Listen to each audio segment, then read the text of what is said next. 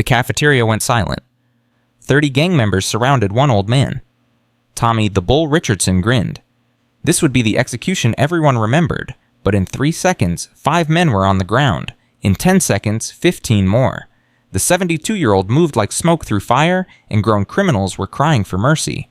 Before I tell you how an elderly inmate became a prison legend, hit that subscribe button and drop a comment with your city. I want to see how far this story travels across the world.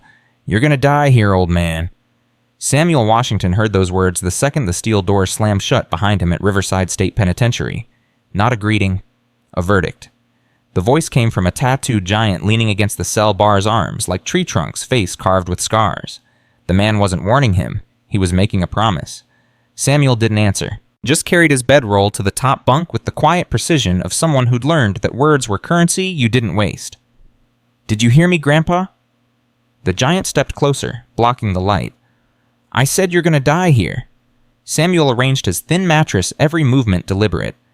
"Maybe, but not today." The giant's grin vanished. Someone laughed nervously from another cell. The sound died fast. Samuel was 72 years old. Silver hair, weathered hands, face mapped with lines that told 7 decades of stories. His orange jumpsuit hung loose on a frame that looked frail. To everyone watching, he was exactly what he appeared to be, an old man who'd made one final mistake and would spend his last years rotting behind bars. They had no idea who was standing in front of them. But let me back up, because you need to understand why a retired kung fu master ended up in America's most violent prison.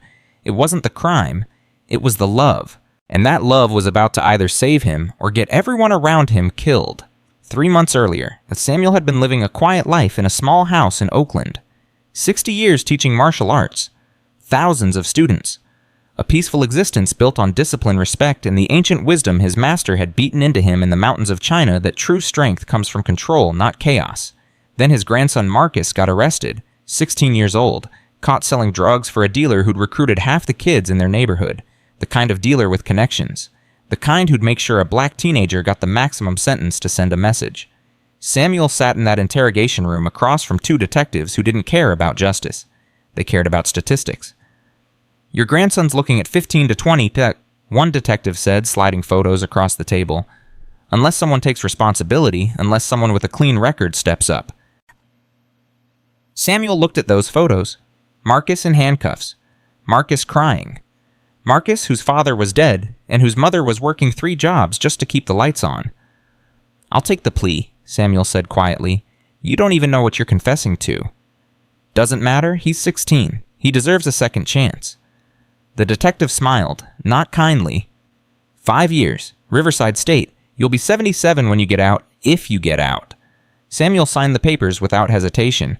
Now he was here, in hell, and the devil was walking toward him. "Name's Dante," his cellmate said after the giant left. Dante was maybe 40, with nervous eyes that never stopped moving, hands shaking like he'd seen too much and survived too little. "That was Crusher. He works for Tommy Richardson. You know who that is?" "No." "Tommy the Bull Richardson runs the Northside Brotherhood, controls this prison like he owns it." Dante sat on his bunk, hands gripping his knees. "He likes to test new arrivals, especially ones who look vulnerable." "I see. You don't seem worried." Samuel smoothed his blanket one final time. "Worry doesn't change what's coming. Only preparation does." Dante stared at him.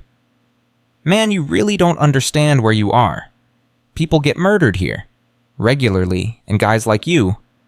Guys like me? Old, quiet, alone." Dante's voice dropped. "You're exactly what Tommy feeds to his wolves. Makes his reputation stronger. Shows everybody what happens when you don't fall in line." Samuel sat down slowly, his knees aching. 72 was old for the outside world. In here it was ancient. "Thank you for the warning. You need more than a warning. You need a miracle." That night, lying on his bunk while Dante snored, Samuel pulled out the one photo they'd let him keep. Marcus, smiling. Taken 2 years ago, before everything went wrong. Before the streets got their hooks in him. Samuel had promised Marcus's mother he'd fix this. Had promised he'd make sure the boy got a future. 5 years was the price. Samuel pressed his thumb against his grandson's face in the photo. "Wait for me," he whispered. "I'm coming home." But first he had to survive. The first day was orientation. Rules, schedules, threats disguised as advice from guards who'd stopped caring years ago. Samuel memorized everything said, nothing observed, effing everyone. The prison had a hierarchy clearer than any corporate structure.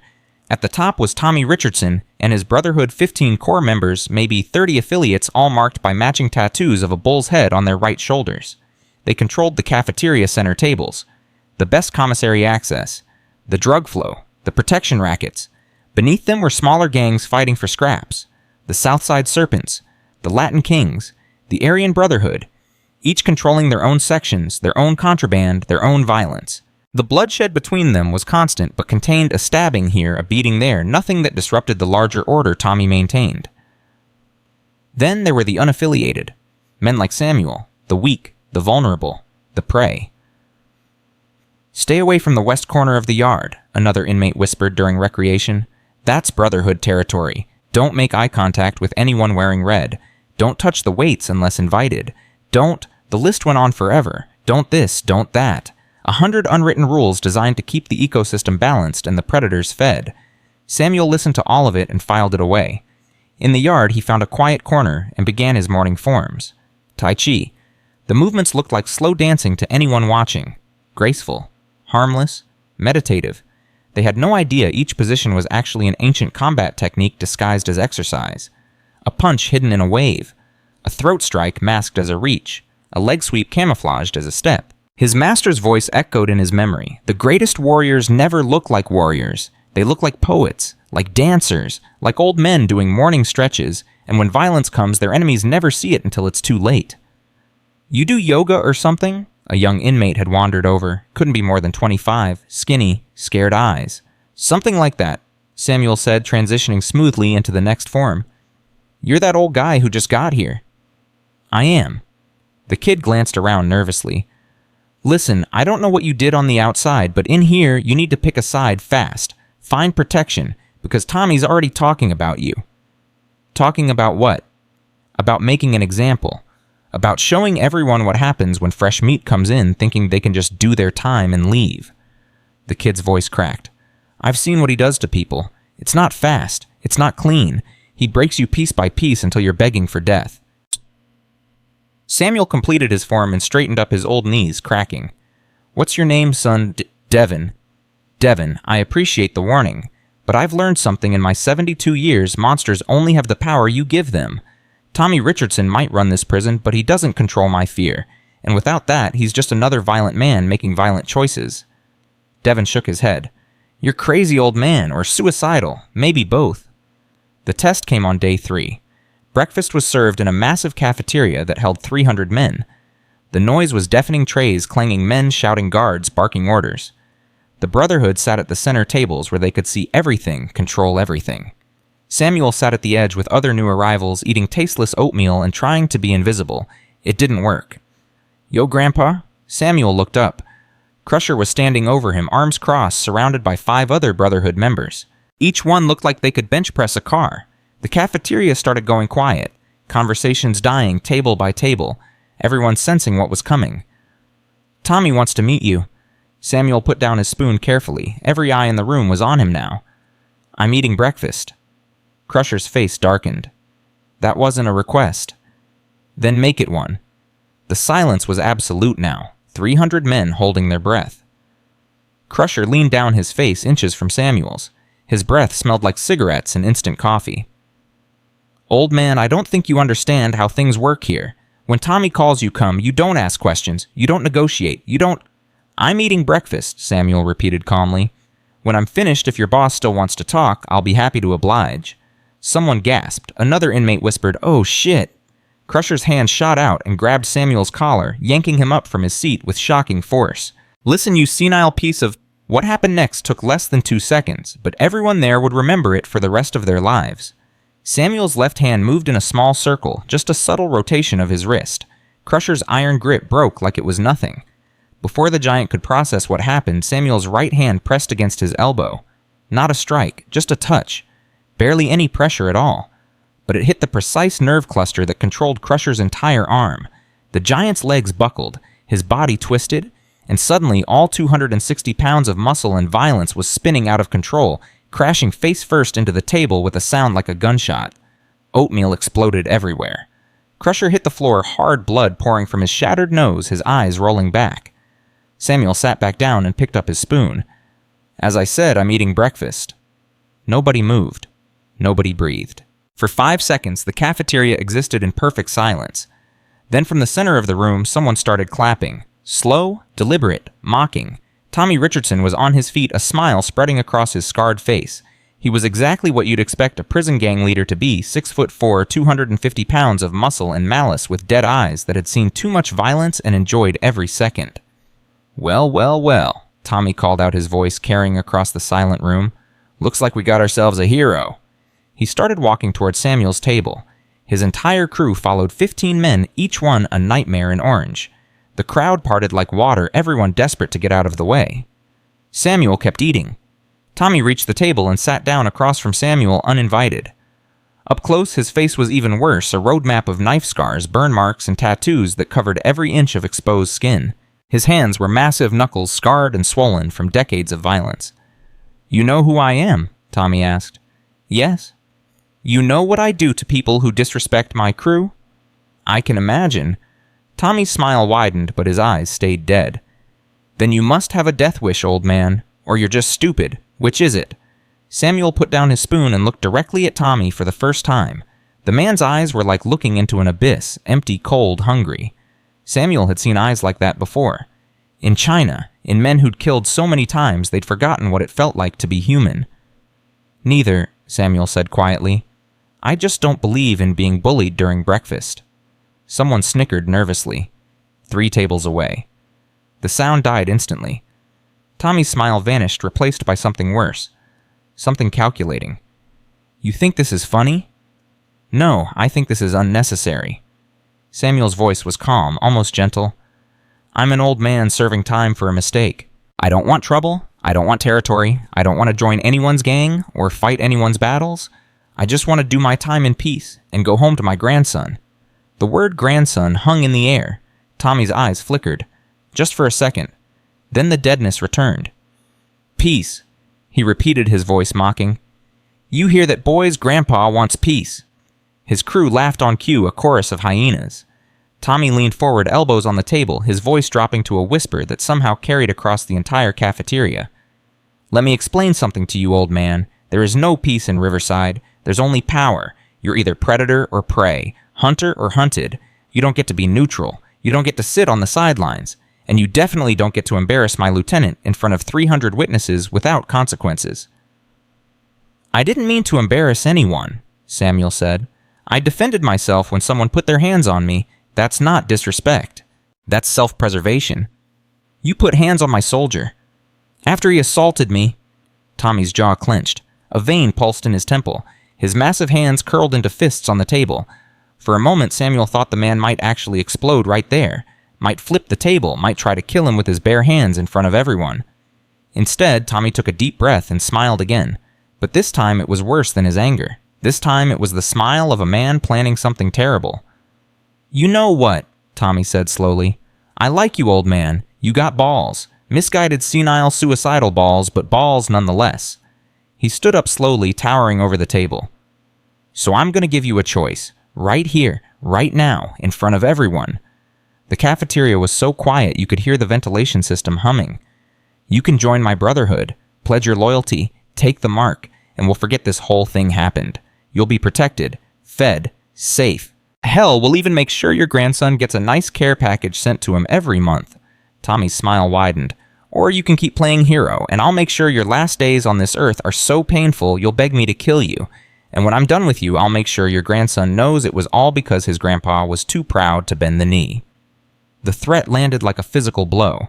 Samuel's hands tightened slightly on his tray. His jaw clenched. Tommy saw it and laughed. Oh, now I got your attention. Funny how that works. You don't care about yourself, but you care about the kid. Marcus Wright, 16 years old, living with his mama in Oakland, goes to Jefferson High School, plays basketball on Tuesdays and Thursdays. Samuel's blood went cold. Yeah, I know all about him, Tommy continued. I got friends on the outside. Friends who owe me favors. One phone call, old man. One phone call and your grandson has a real bad accident. The kind that leaves him crippled. Or worse. The cafeteria watched in silence. Samuel stood up slowly, his movements fluid despite his age. When he spoke, his voice was barely above a whisper, but every word cut like a blade. "You can threaten me all you want. You can send your men. You can try to break me. But if you touch my grandson, if you even think about hurting that boy, I will make sure you regret every breath you've ever taken. I've spent my entire life learning how to hurt people in ways you can't imagine, ways that don't kill, ways that leave you alive but wishing you were dead, and I'll use every single technique on you personally." The temperature in the room dropped 10 degrees. Tommy's smile froze, because something had changed in Samuel's eyes. The gentle old man was gone.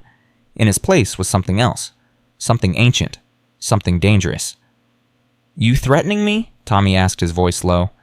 "I'm making a promise. Stay away from my family." They stood there locked in a silent battle of wills while 300 men watched. Finally, Tommy nodded slowly, like Samuel had just confirmed something he'd suspected. "Okay," Tommy said quietly. "Okay, old man. You made your choice." He turned and walked away, his crew following. But as they left, Tommy said 3 words that sent a chill through the cafeteria. "Break him slowly." Dante grabbed Samuel's arm the second they were back in their cell.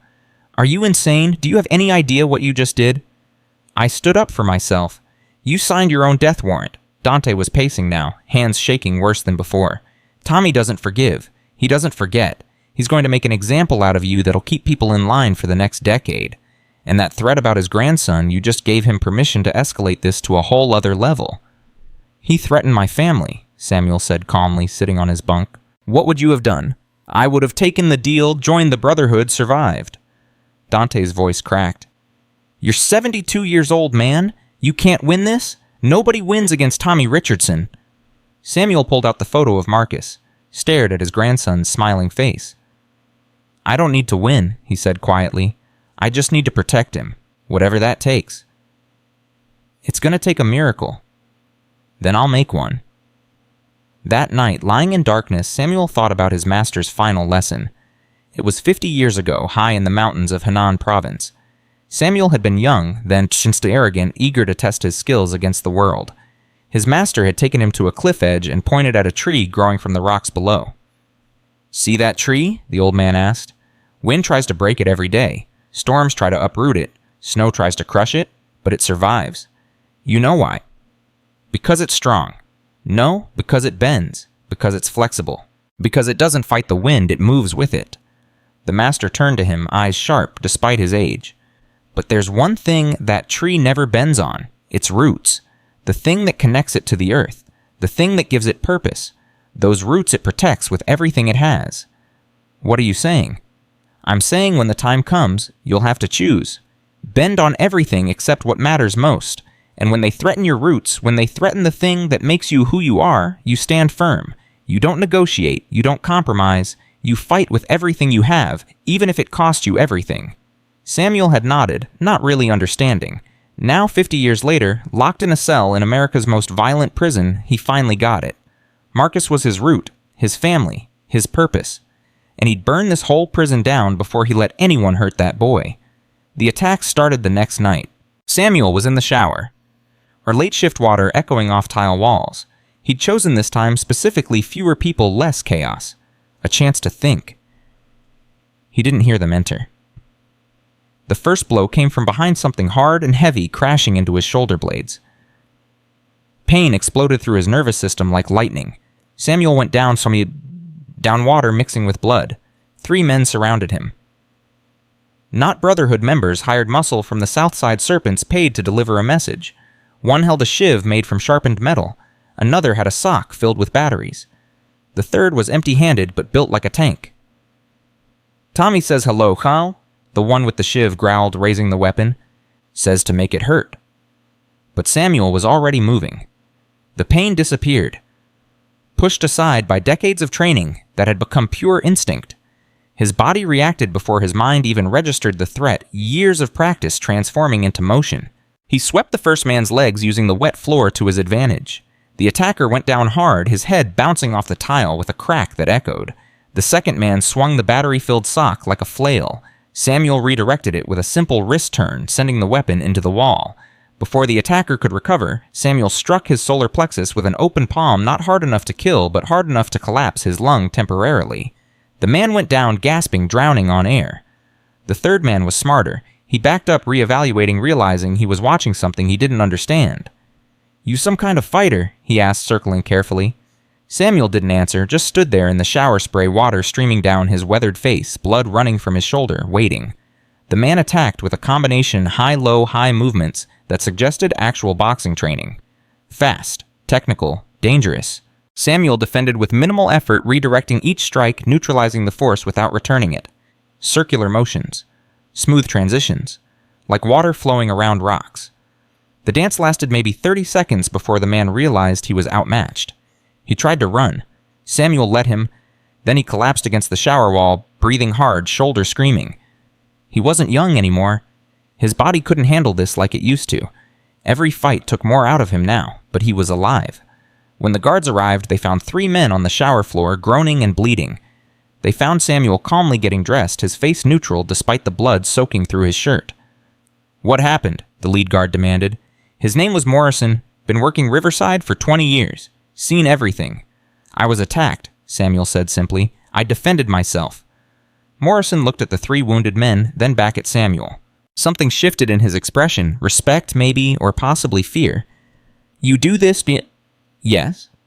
"All 3. "Yes." Morrison whistled low. "You're that old guy who flipped Crusher at breakfast." "I didn't flip him. I redirected his momentum." "Same difference."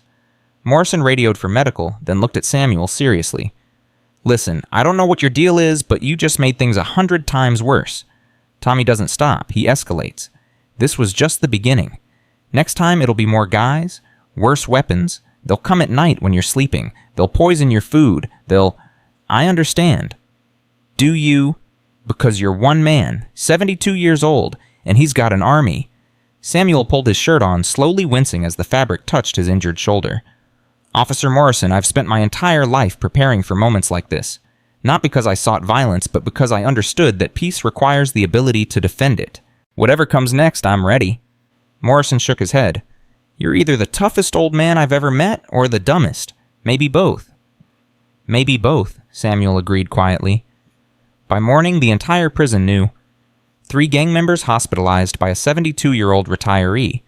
The story spread like wildfire, growing with each retelling until Samuel had supposedly fought off 10 men, while blindfolded and singing opera. In the yard during recreation, inmates stared at him openly now, some with fear, others with curiosity, a few with calculation, wondering if they could use him somehow. The serpents glared at him with pure hatred. The Latin kings watched him with interest. Even the Aryan Brotherhood, who normally ignored anything that didn't involve white inmates, were paying attention. And at the center of it all, Tommy Richardson sat at his table watching Samuel with those dead eyes, planning. Samuel ignored all of it and found his quiet corner to do his morning forms. Tai Chi movements that looked like slow dancing but were actually ancient combat techniques disguised as meditation. Devin found him mid-form. "You really did it. You beat 3 guys in the shower." "I survived 3 guys in the shower," Samuel corrected, transitioning smoothly into the next position. "There's a difference." "Not to everyone else. You're like a legend now. People are calling you the Master." Samuel sighed. "I don't want to be a legend. I just want to finish my sentence." "Too late for that." Devin glanced around nervously. "Tommy's planning something big. I heard his lieutenants talking. They're bringing in hitters from the other blocks. Professional killers. The kind who've murdered COs and gotten away with it." "When?" "Soon. Maybe tonight. Maybe tomorrow." Devin's voice dropped to a whisper. "Listen, there's a group of us. Unaffiliated guys who stay out of gang business. We've been talking. If you want, we could try to protect you. Watch your back. It wouldn't be much, but..." "No," Samuel said firmly. "I won't put you in danger."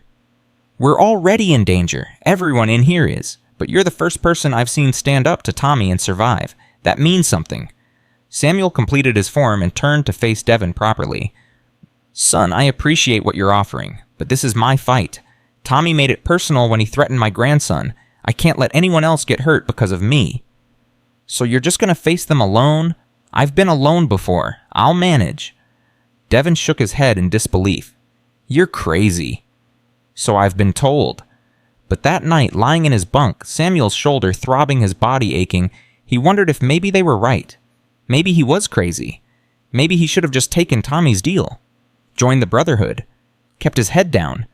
Then he looked at Marcus's photo again, and remembered why he couldn't. Because Marcus was watching. Even from the outside, even without knowing the details, the boy was watching to see what kind of man his grandfather was. Whether he stood for something or fell for anything. Samuel had spent 60 years teaching students that martial arts wasn't about fighting. It was about discipline, honor, protecting the weak, standing up for what was right even when it was hard. He couldn't abandon those principles now, even if it killed him. "Hey, old man," Dante whispered from below. "You awake?" "Yes." "Can I ask you something?" "Of course." "Why'd you really take the fall for your grandson? I mean, 5 years in this place. That's a death sentence for someone your age. You had to know that." Samuel was quiet for a long moment. "Because I failed him once already." "What do you mean?" "His father was my son, Marcus's dad. I was so busy teaching other people's children discipline and respect that I didn't teach my own. He fell into the streets. Got killed in a gang shooting when Marcus was 5. Samuel's voice cracked slightly. "I can't fail Marcus too. He deserves better. He deserves a chance. And if 5 years of my life gives him that chance, then it's worth it. Even if you die in here. Even then. Because at least I'll die knowing I stood for something. That I protected my family. That I didn't bend when it mattered most." Dante was silent. "You got any kids?" Samuel asked. "A daughter. She's 12. Haven't seen her in 6 years." "Then you understand." "Yeah," Dante whispered. "Yeah, I do." The next day, Samuel woke up to find a note slipped under his cell door. No signature, just 5 words in crude handwriting. "Tonight, cafeteria, come alone." Tommy's move. Samuel showed the note to Morrison during breakfast. The guard read it and cursed. "This is a hit order. He's going to ambush you with his whole crew. You go to that cafeteria tonight and you're dead." "Then I'll die standing up."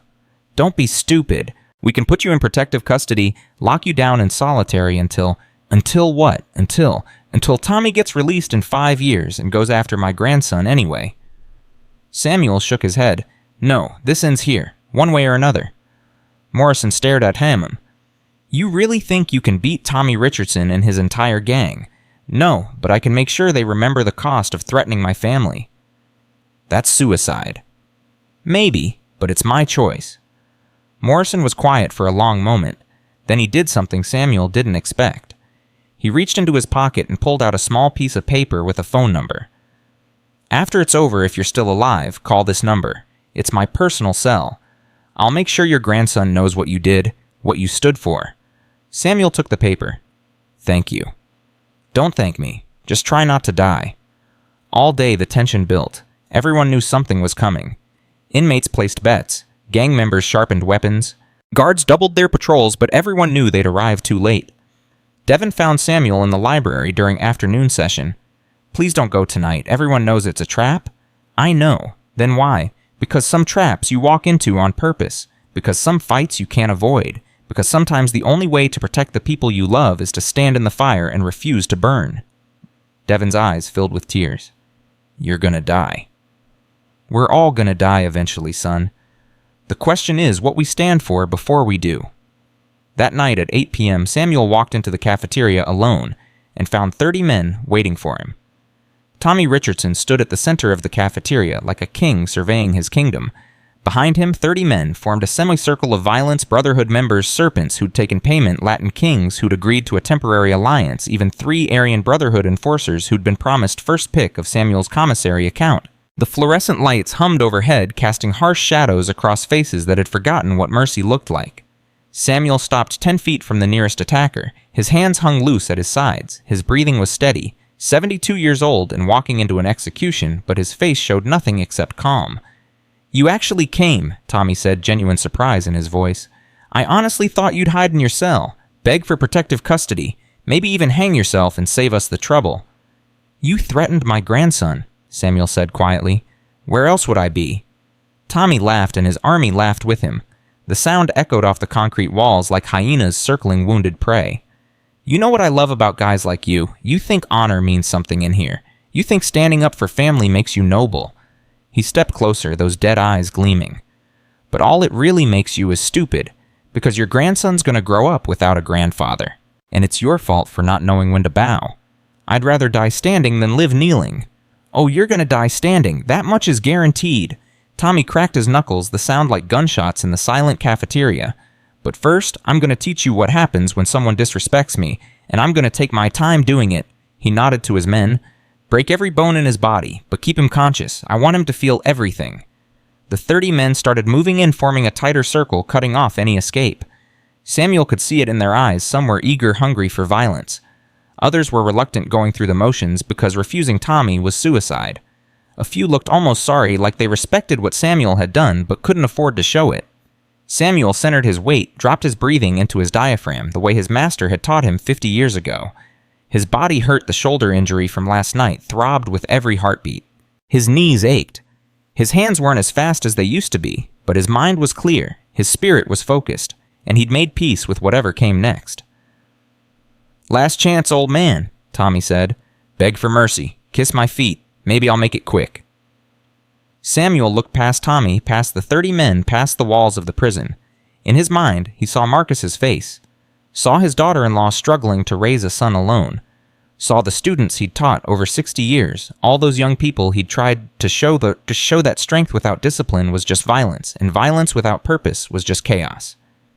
"I have no mercy to beg for," Samuel said, "and the only person I'd kneel to is God. So if you're going to do this, do it. But know that every man you send at me is going to leave here broken, and when it's over, when I'm dead and gone, everyone in this prison is going to remember that Tommy Richardson needed 30 men to kill one old man. That's the legacy you're building tonight." Something flickered in Tommy's eyes. Doubt, maybe, or respect. It died quickly, strangled by pride and anger. "Kill him," Tommy said. The first 5 men rushed in simultaneously, a coordinated attack coming from different angles to overwhelm Samuel's defenses. The one in front swung a sock filled with batteries. The 2 on the sides had shivs. The 2 behind planned to grab Samuel's arms and hold him still for the others. Samuel moved like water. He stepped inside the first attacker's swing too close for the weapon to have force and struck the man's wrist with an open palm. The bones cracked. The sock dropped. Samuel caught it midair, spun, and drove it into the second attacker's jaw. Teeth scattered like dice. The 2 with shivs thrust simultaneously. Samuel dropped below both blades, swept one man's legs, and used his falling body as a shield against the second. They collided in a tangle of limbs. Samuel was already moving past them, spinning to face the 2 trying to grab him from behind. They got their hands on his arms, but by then, Samuel had shifted his weight, dropped his center of gravity, and suddenly they weren't controlling him. He was controlling them. He twisted his arms in small circles, broke their grips, using nothing but leverage and timing, and they stumbled forward into each other. Samuel struck the first one's temple with his knuckles. Not a punch, a precise tap to the specific nerve cluster that shut down consciousness like flipping a switch. The man dropped. The second one tried to tackle him. Samuel sidestepped, guided the man's momentum past him, and pushed gently on his back. The attacker crashed face first into the concrete floor. 5 men down in 10 seconds. The cafeteria was dead silent except for groaning. Tommy's face had gone white. "What the hell are you waiting for, all of you now?" Boom. The next wave came 10 men this time, learning from the first group's mistake. They didn't rush in wild. They coordinated. 3 grabbed tables and used them as battering rams. 4 circled around to cut off Samuel's movement. 3 more hung back with weapons ready to strike when openings appeared. Samuel didn't fight the tables, he flowed around them. When the first one crashed toward him, he simply wasn't there anymore. He'd shifted 6 inches to the left, and the table smashed into the men behind it. While they were tangled up, Samuel struck quick shots to kidneys to necks, to pressure points that dropped bodies without killing them. A shiv cut his forearm. Blood welled up. Samuel ignored it. Pain was just information. His master's voice echoed in his memory. Pain tells you you're alive. Fear tells you you're human, but neither should control you. He caught the wrist holding the shiv, twisted it in a way joints weren't meant to bend, and the weapon clattered free. Samuel kicked it away and moved on, always moving, never staying still long enough to be surrounded. Another attacker came with a homemade club, a table leg wrapped in duct tape. He swung for Samuel's head. Samuel ducked under it, stepped inside the man's guard, and struck his solar plexus with a palm strike that collapsed his diaphragm. The man went down, gasping. 12 men down now, 18 still standing. But Samuel was breathing hard. His shoulder was screaming. Blood was running down his arm. He wasn't young anymore. Each exchange took more out of him. His muscles were burning. His heart was racing in a way that wasn't healthy for a man his age. "He's getting tired," Tommy shouted. "Press him. Don't let him rest." They came in a wave, 15 men all at once abandoning strategy for pure, overwhelming force. Samuel couldn't fight them all, he knew that, but he could make them pay for every inch. He dropped low using the cafeteria tables as obstacles, forcing them to come at him from limited angles. When they reached for him, he struck joints, nerves, soft tissue. When they tried to surround him, he moved, always moving, creating space where there wasn't any. A fist caught him in the ribs. Something cracked. Samuel gasped but turned the pain into motion, grabbing the attacker's arm and using his own momentum to flip him over a table. The man crashed into 2 others, and they went down in a heap. A shiv grazed his back. Another cut his shoulder. Blood was everywhere now, his blood, their blood, the floor slick with it. Samuel's vision was starting to blur. His hands were shaking, his legs were threatening to give out. But he kept fighting. Because 30 feet away in his mind's eye, Marcus was watching. His grandson. His family. His reason for being here. And Samuel had made a promise to protect that boy no matter what it cost. Another attacker came. Samuel redirected his punch into a table edge. Bones broke. Another rushed in with a chair raised high. Samuel kicked his knee not hard enough to shatter it, but hard enough to hyperextend the ligaments. The man screamed and fell. 20 men down. 10 still standing, but Samuel was dying on his feet. His breathing was ragged. His vision was tunneling. Blood loss and exhaustion were shutting his body down piece by piece. Tommy was pacing now, furious, humiliated. "He's one man, one old man, finish him!" But the remaining 10 were hesitating. They'd watched Samuel dismantle 20 of their brothers using nothing but skill and will. They'd seen something they didn't understand, something that terrified them more than Tommy's anger. They'd seen a man who refused to break. "Fine," Tommy snarled. "I'll do it myself." He grabbed a shiv from one of the wounded men and started walking towards Samuel, rolling his massive shoulders. "You had your chance, old man. Could have joined us.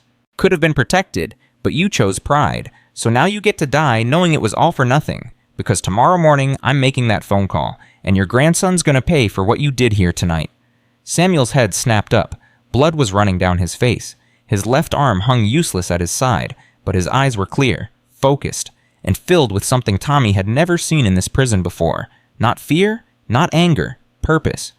"You're not making any phone calls," Samuel said quietly, "because tonight this ends." Tommy laughed. "You can barely stand. Look at you. You're dead already, you just don't know it yet." "Maybe, but I'm taking you with me." Something in Samuel's voice made Tommy pause, made the remaining 10 men take a step back. Because it wasn't a threat, it was a statement of fact, delivered with the calm certainty of someone who'd accepted death and made peace with what came after. Tommy's grip tightened on the shiv. "Come on then, Grandpa. Let's see what you got left." They circled each other slowly. Tommy was younger, stronger, completely unhurt. Samuel could barely move. By every rational measure, this fight was over before it started. But Tommy didn't understand what he was facing. Didn't understand that true mastery wasn't about strength or speed or youth. It was about economy of motion. About using exactly what was needed and nothing more. About finding the stillness at the center of chaos and striking from there. Tommy lunged with the shiv, a wild stab aimed at Samuel's gut. Samuel turned his body, let the blade pass an inch from his stomach, and struck Tommy's wrist. The shiv skittered away. Tommy roared and threw a haymaker. Samuel slipped it, stepped inside Tommy's guard, and drove his palm into Tommy's nose. Not a showy strike, not theatrical, just precise application of force to fragile cartilage. Blood exploded. Tommy stumbled back, shocked. No one had hit him like that in 15 years. Not since he'd taken control of this prison. "You son of a d-" Tommy charged like a bull, using his size and weight as weapons. Samuel waited until the last second, then dropped and swept Tommy's legs.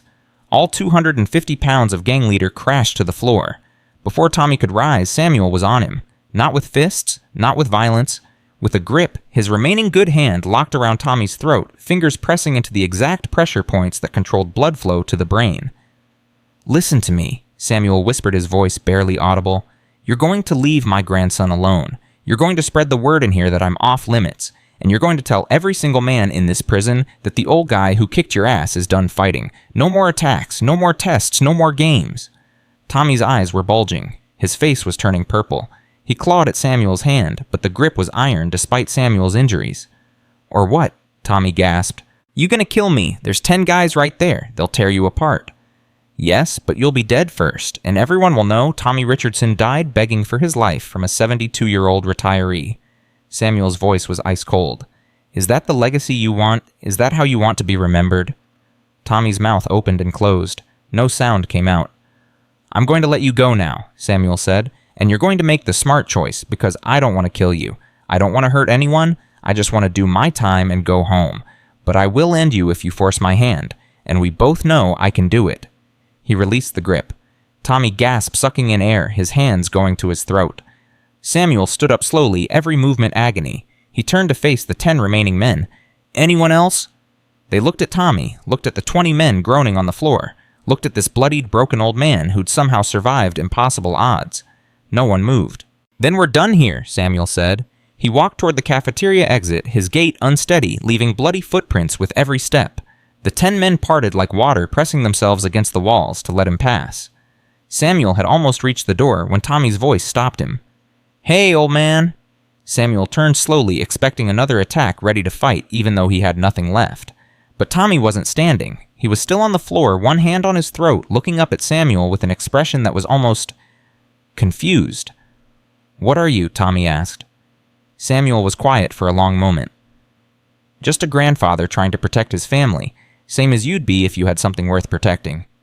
"I run this prison." "No, you just run the violence. But violence is easy. Any fool can hurt people.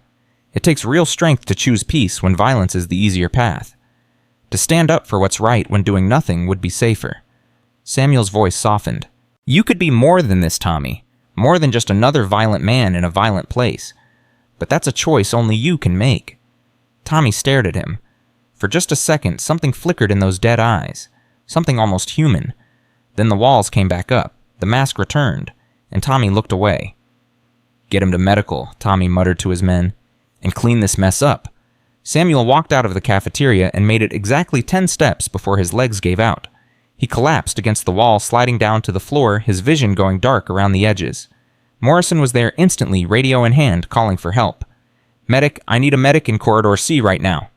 Other guards came running. Inmates poked their heads out of cells trying to see what happened. The word spread like wildfire. The old man fought 30 guys and won. The old man made Tommy Richardson tap out. The old man was a legend, but Samuel barely heard any of it. He was drifting consciousness, coming in and out, aware only of pain and exhaustion and the distant wail of medical alarms. The last thing he saw before passing out was Morrison's face hovering over him. "You did it," the guard was saying. "I don't know how, but you actually did it." Samuel tried to speak. Couldn't. His throat was too dry. His body was shutting down. But he managed to get out 3 words before darkness took him. "Protect my grandson." Then nothing. Samuel woke up 3 days later in the prison infirmary, handcuffed to the bed despite the fact that he could barely move. His entire body was one massive bruise. His shoulder was in a sling. His ribs were taped. Stitches covered his arms and back. An IV drip fed fluids into his veins. The prison doctor was there, an older woman named Chen, who'd been working Riverside for 30 years. She looked down at him with an expression somewhere between amazement and anger. "You should be dead," she said flatly. 14 broken bones, internal bleeding, severe lacerations, blood loss that would kill most men half your age. What the hell were you thinking?" Samuel's throat was raw. "My grandson. What was he? Did they?" Dr. Chen's expression softened. "Your grandson's fine. Morrison made some calls. Had the Oakland PD do a wellness check. The boy's safe at home with his mother. No one's touched him." Samuel closed his eyes. Relief flooding through him so powerfully it hurt worse than the injuries. "Thank you," he whispered. "Don't thank me. Thank Morrison. He's the one who's been sitting outside your door for 3 days, making sure no one finishes what they started in that cafeteria." She checked his vitals, made notes on her chart. "You know the warden wants to charge you with inciting a riot. I defended myself. Against 30 men, which is either the most impressive act of self-defense in prison history or the most obvious case of fighting I've ever seen." She paused. "But 23 of those men told the investigators that you never threw the first punch, that you only fought when attacked, that you had multiple chances to kill people and didn't, so the warden's in a difficult position." "What does that mean?" It means you're going to solitary for 60 days pending investigation, standard procedure after a major incident. But between you and me," she leaned in close, "you just did something no one's done in 15 years. You made Tommy Richardson back down, and every single inmate in this prison saw it. That changes things." Samuel didn't respond. He was too tired, too broken. He just wanted to sleep. "Your grandson sent you something," Dr. Chen said, pulling an envelope from her pocket. "Morrison pulled strings to get it approved. Figured you'd want to see it." She held it where Samuel could see. His name was written in careful handwriting. Marcus's handwriting. The return address was Oakland. "Can you?" Samuel's voice cracked. Dr. Chen opened the envelope and pulled out a single piece of notebook paper. She began reading aloud. "Dear Grandpa, Mom told me what you did. She said you took the blame for my mistakes. She said you're in prison because of me. I can't stop crying. I can't believe I was so stupid. I'm so sorry. But I want you to know something. I'm done with that life. I quit the dealers. I'm going back to school. I'm trying to be the man you always taught me to be. I'm trying to make you proud. Please come home safe. I need you. I love you, Marcus." Tears ran down Samuel's face. He didn't try to hide them. Dr. Chen folded the letter carefully and placed it on the side table where Samuel could see it. "Get some rest. You've earned it." She left, and Samuel lay there, staring at his grandson's handwriting until exhaustion pulled him under again.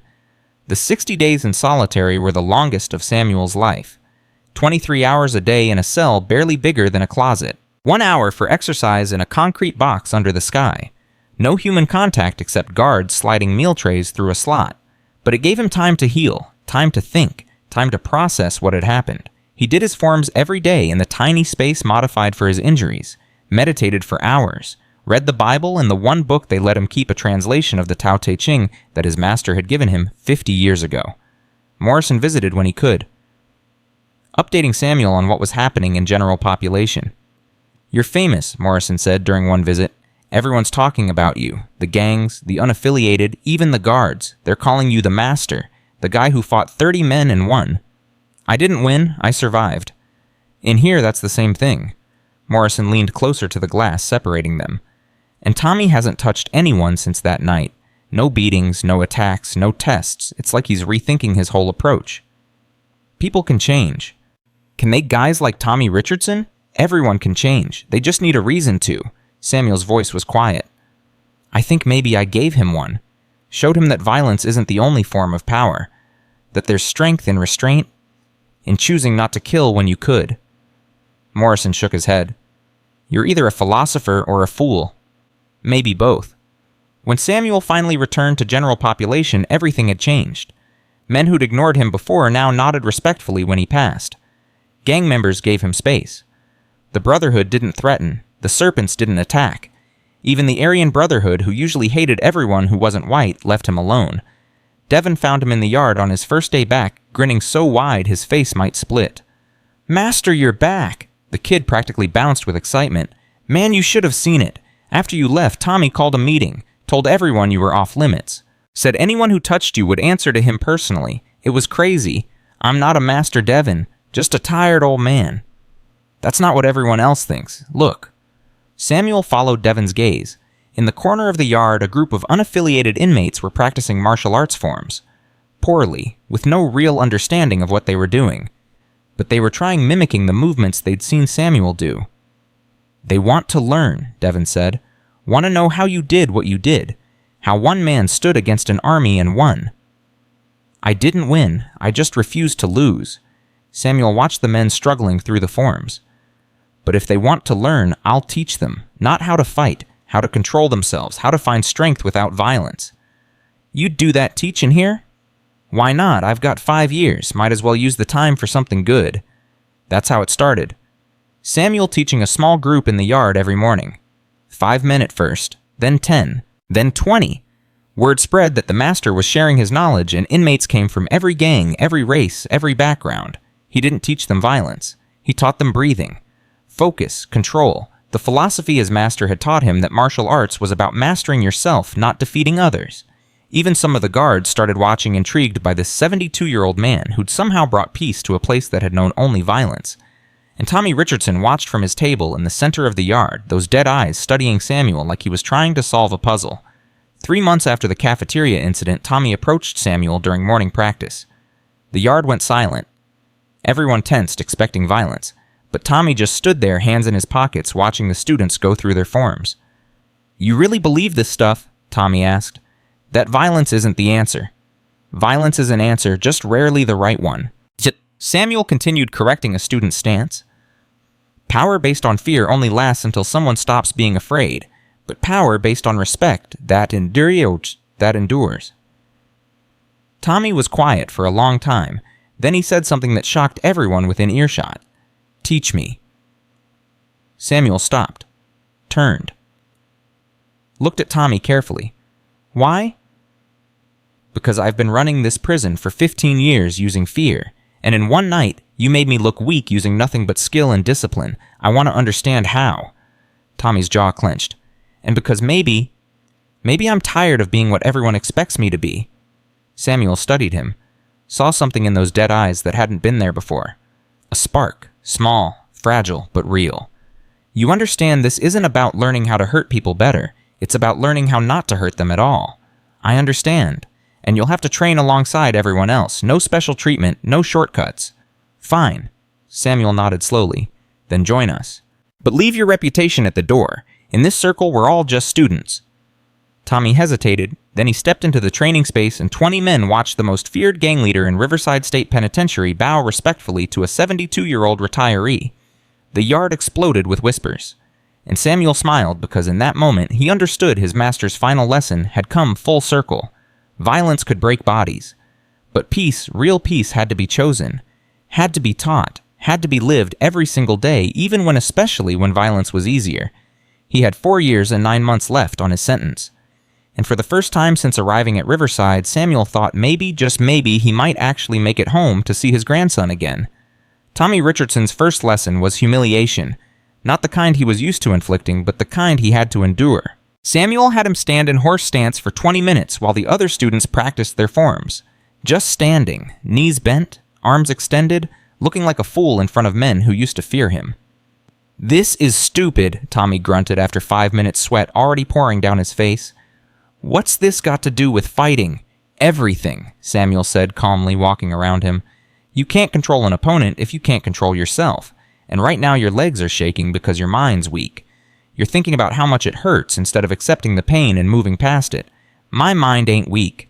"Then prove it. Stop complaining and finish the stance." The yard watched in silence. The Brotherhood stood in the corner, confused and angry. Their leader was taking orders from an old man, being treated like a child. And he was allowing it. Devin leaned close to Samuel. "Is this safe, making him look bad in front of everyone?" "He's not looking bad. He's looking brave. It takes more courage to admit you need to learn than to pretend you already know everything." Samuel raised his voice. "Tommy, you're dropping your left shoulder. Straighten your spine." Tommy adjusted his jaw, clenched so tight his teeth might crack. But he didn't quit, didn't lash out, just stood there suffering while Samuel taught the others. When the 20 minutes finally ended, Tommy collapsed to his knees, gasping. His legs were rubber. His pride was somewhere on the ground next to him. Samuel handed him a cup of water from the fountain. "Tomorrow will be easier." "You enjoyed that," Tommy accused between gulps. "No, but you needed it. Every student has to learn that their body will quit long before their spirit does. That discomfort is just information. That real strength is measured in what you endure, not what you inflict." Samuel paused. "Come back tomorrow, same time." Tommy looked up at him, something shifting in those dead eyes. "Why are you doing this, teaching me after what I did to you?" "Because my master once told me that holding a grudge is like drinking poison and expecting the other person to die. You threatened my family. I defended them. Now that chapter is closed. What happens next is up to you." Tommy stood slowly, his legs shaking. "I don't know how to be anything except what I am." "Then learn. That's why you're here." Over the next 3 months, something impossible happened in Riverside State Penitentiary. Tommy Richardson became a student, not just in name, but in practice. He showed up every morning for training, endured the horse stances and the breathing exercises and the meditation that made him want to scream. Let Samuel correct his forms in front of everyone, took criticism from a 72-year-old man who'd beaten him in front of his own crew, and slowly, very slowly, the dead look in his eyes started to change. "I had a daughter," Tommy said one morning during a water break. Just volunteered it out of nowhere while the other students practiced. Before I came in here, she was 3 years old, blonde hair, blue eyes, looked like her mother. Samuel didn't respond immediately, just listened. I was running with the North Side back then, street-level stuff, stealing cars and forcing for the bigger players. One night I came home and she was waiting up for me, asked where I'd been. I told her I was working. She said, "Daddy, you smell like smoke and bad things." Tommy's voice cracked slightly. 3 years old and she could already see what I was. What happened to her? Her mother left, took her to another state, filed a restraining order. I violated it twice trying to see my daughter, caught charges both times. By the time I got to Riverside, she was 7. Haven't seen her in 15 years. She's 22 now. Probably doesn't even remember my face. Maybe that's better. Maybe she remembers the father who cared enough to try. Bah, Tommy shook his head. I was never that father. I was just a violent man making violent choices. And when she's older, when she Googles my name, all she's going to find is newspaper articles about the gang leader who ran Riverside through fear. He looked at Samuel. Is it too late to change that, to become something she wouldn't be ashamed of? It's never too late to change. It's only too late when you stop trying. The training sessions grew larger. 50 men now, then 70. Even some guards started showing up on their breaks, intrigued by what was happening. Samuel taught them all the same lessons his master had taught him, that violence was easy, but peace required discipline. That strength without wisdom was just brutality. That the greatest warrior was the one who never had to fight because everyone around him chose a better path. But not everyone was happy about the changes. The Southside Serpents watched Tommy's transformation with growing anger. Their leader, a vicious man named Carlos, saw opportunity in Tommy's weakness. "You notice Tommy don't run things the same no more," Carlos said to his lieutenants one night in their block. "No more beatings, no more enforcement, just sitting in the yard learning breathing exercises like some kind of hippie. The Brotherhood's going soft." "So what do we do?" one lieutenant asked. Carlos smiled. "We take over. Show everyone that while Tommy was busy playing student, we were busy getting stronger, and we start by taking out the source. The old man. Tommy won't do nothing to protect him, not anymore. He's too busy trying to find inner peace or whatever." Carlos cracked his knuckles. "We hit Samuel Washington hard, put him in the hospital for 6 months. Show everyone that this peace and respect nonsense don't mean nothing in Riverside. Fear is the only currency that matters." The attack came during library time 2 weeks later. Samuel was alone reading in the corner when 5 serpents surrounded him. Carlos stood at the front holding a sharpened screwdriver. "Nothing personal, old man," Carlos said. "But you're bad for business. All this peace and harmony stuff is making people forget how things really work in here." Samuel closed his book slowly. "You don't have to do this." "Yeah, I do, because in 6 months when you're healed up and Tommy's forgotten about his little spiritual journey, I'm going to be running this prison, and everyone's going to remember that Carlos took out the master while Tommy did nothing.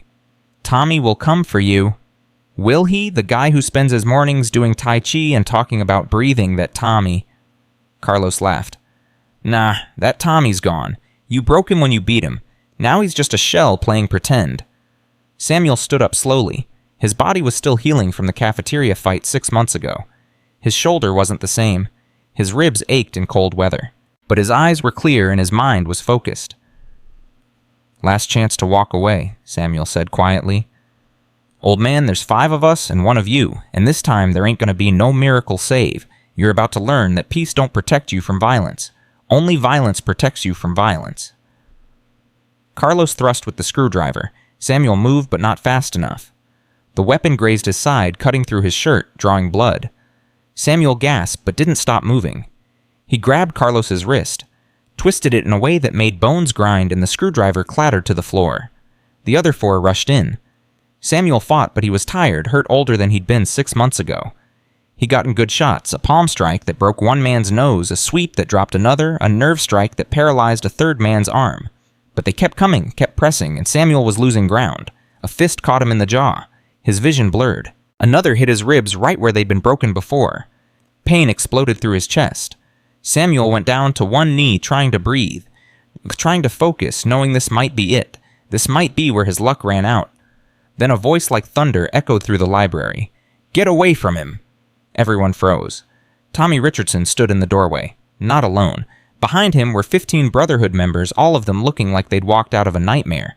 But Tommy wasn't wearing his gang face anymore. wasn't wearing the dead-eyed mask of a killer. His expression was something else entirely. Something worse. Disappointed. "Carlos?" Tommy said, walking forward slowly. "You just made the biggest mistake of your life." Carlos tried to recover, tried to project confidence. "Tommy, this ain't your business no more. You gave up running things when you started playing student. This is between me and the old man." "Wrong. This is between you and me. Because you just attacked my teacher, and in the world I'm building that's unforgivable." "The world you're building?" Carlos laughed, but it sounded hollow. "You ain't building nothing. You're just an aging gang leader trying to find redemption. Well, guess what? There ain't no redemption for men like us. We are what we are. Might as well accept it." Tommy stopped 5 feet away. His crew spread out, cutting off the exits. The 5 serpents were suddenly looking a lot less confident. "You're right about one thing," Tommy said quietly. "We are what we choose to be, and I'm choosing to be something different, something better. But that don't mean I forgot how to handle people who threaten what I'm trying to protect." He looked at Samuel, who was still on his knee, blood seeping through his shirt. "You okay, Master?" Samuel nodded, not trusting his voice. Tommy turned back to Carlos. "Here's what's going to happen. You and your boys are going to leave this library. You're going to go back to your block, and you're going to spread the word that anyone who touches Samuel Washington answers to me personally. Not the old me, the new me, which is actually worse because now I got nothing to lose and everything to prove." "You threatening me?" Carlos tried to sound tough, but his voice wavered. "No, I'm educating you. There's a difference." Tommy stepped closer. "See, the old me would have just killed you right here. Quick, efficient, sent a message. But the new me understands that violence just breeds more violence. So instead, I'm giving you a choice. Leave now, respect the peace we're building, and we're done. Or stay, keep pushing, and I'll show you that learning discipline don't make you weak. It makes you dangerous in ways you can't imagine." Carlos looked at his 4 men, looked at Samuel bleeding on the floor, looked at Tommy and the 15 Brotherhood members blocking every exit, did the math. "This ain't over," Carlos said, backing toward the door. "Yeah, it is. You just don't know it yet." Tommy's voice was ice. "Now get out of my sight before I forget the lesson I just learned about controlling my temper." The serpents left, trying to look tough but moving fast. When they were gone, Tommy helped Samuel to his feet, supporting him carefully. "You came," Samuel said, wincing. "Of course I came. You're my teacher. More than that, you're the first person in 15 years who treated me like I could be something other than a monster." Tommy's voice was rough with emotion. "I ain't letting nobody hurt you, not while I'm still breathing." Devin ran in with medical supplies he'd grabbed from the nurse's station. "Master, I heard what happened. Are you okay?" "I've been better," Samuel admitted, sitting down heavily while Devin examined his wounds. "But I'm alive." "Barely," Tommy said. "Carlos was going for a kill shot. If I'd been 30 seconds later..." "But you weren't. That's what matters." Samuel looked at Tommy seriously. "You understand what you just did? You chose peace over revenge. You gave Carlos a way out instead of just destroying him. That's growth. Don't feel like growth. Feels like letting a threat walk away. That's because you're used to solving problems with violence.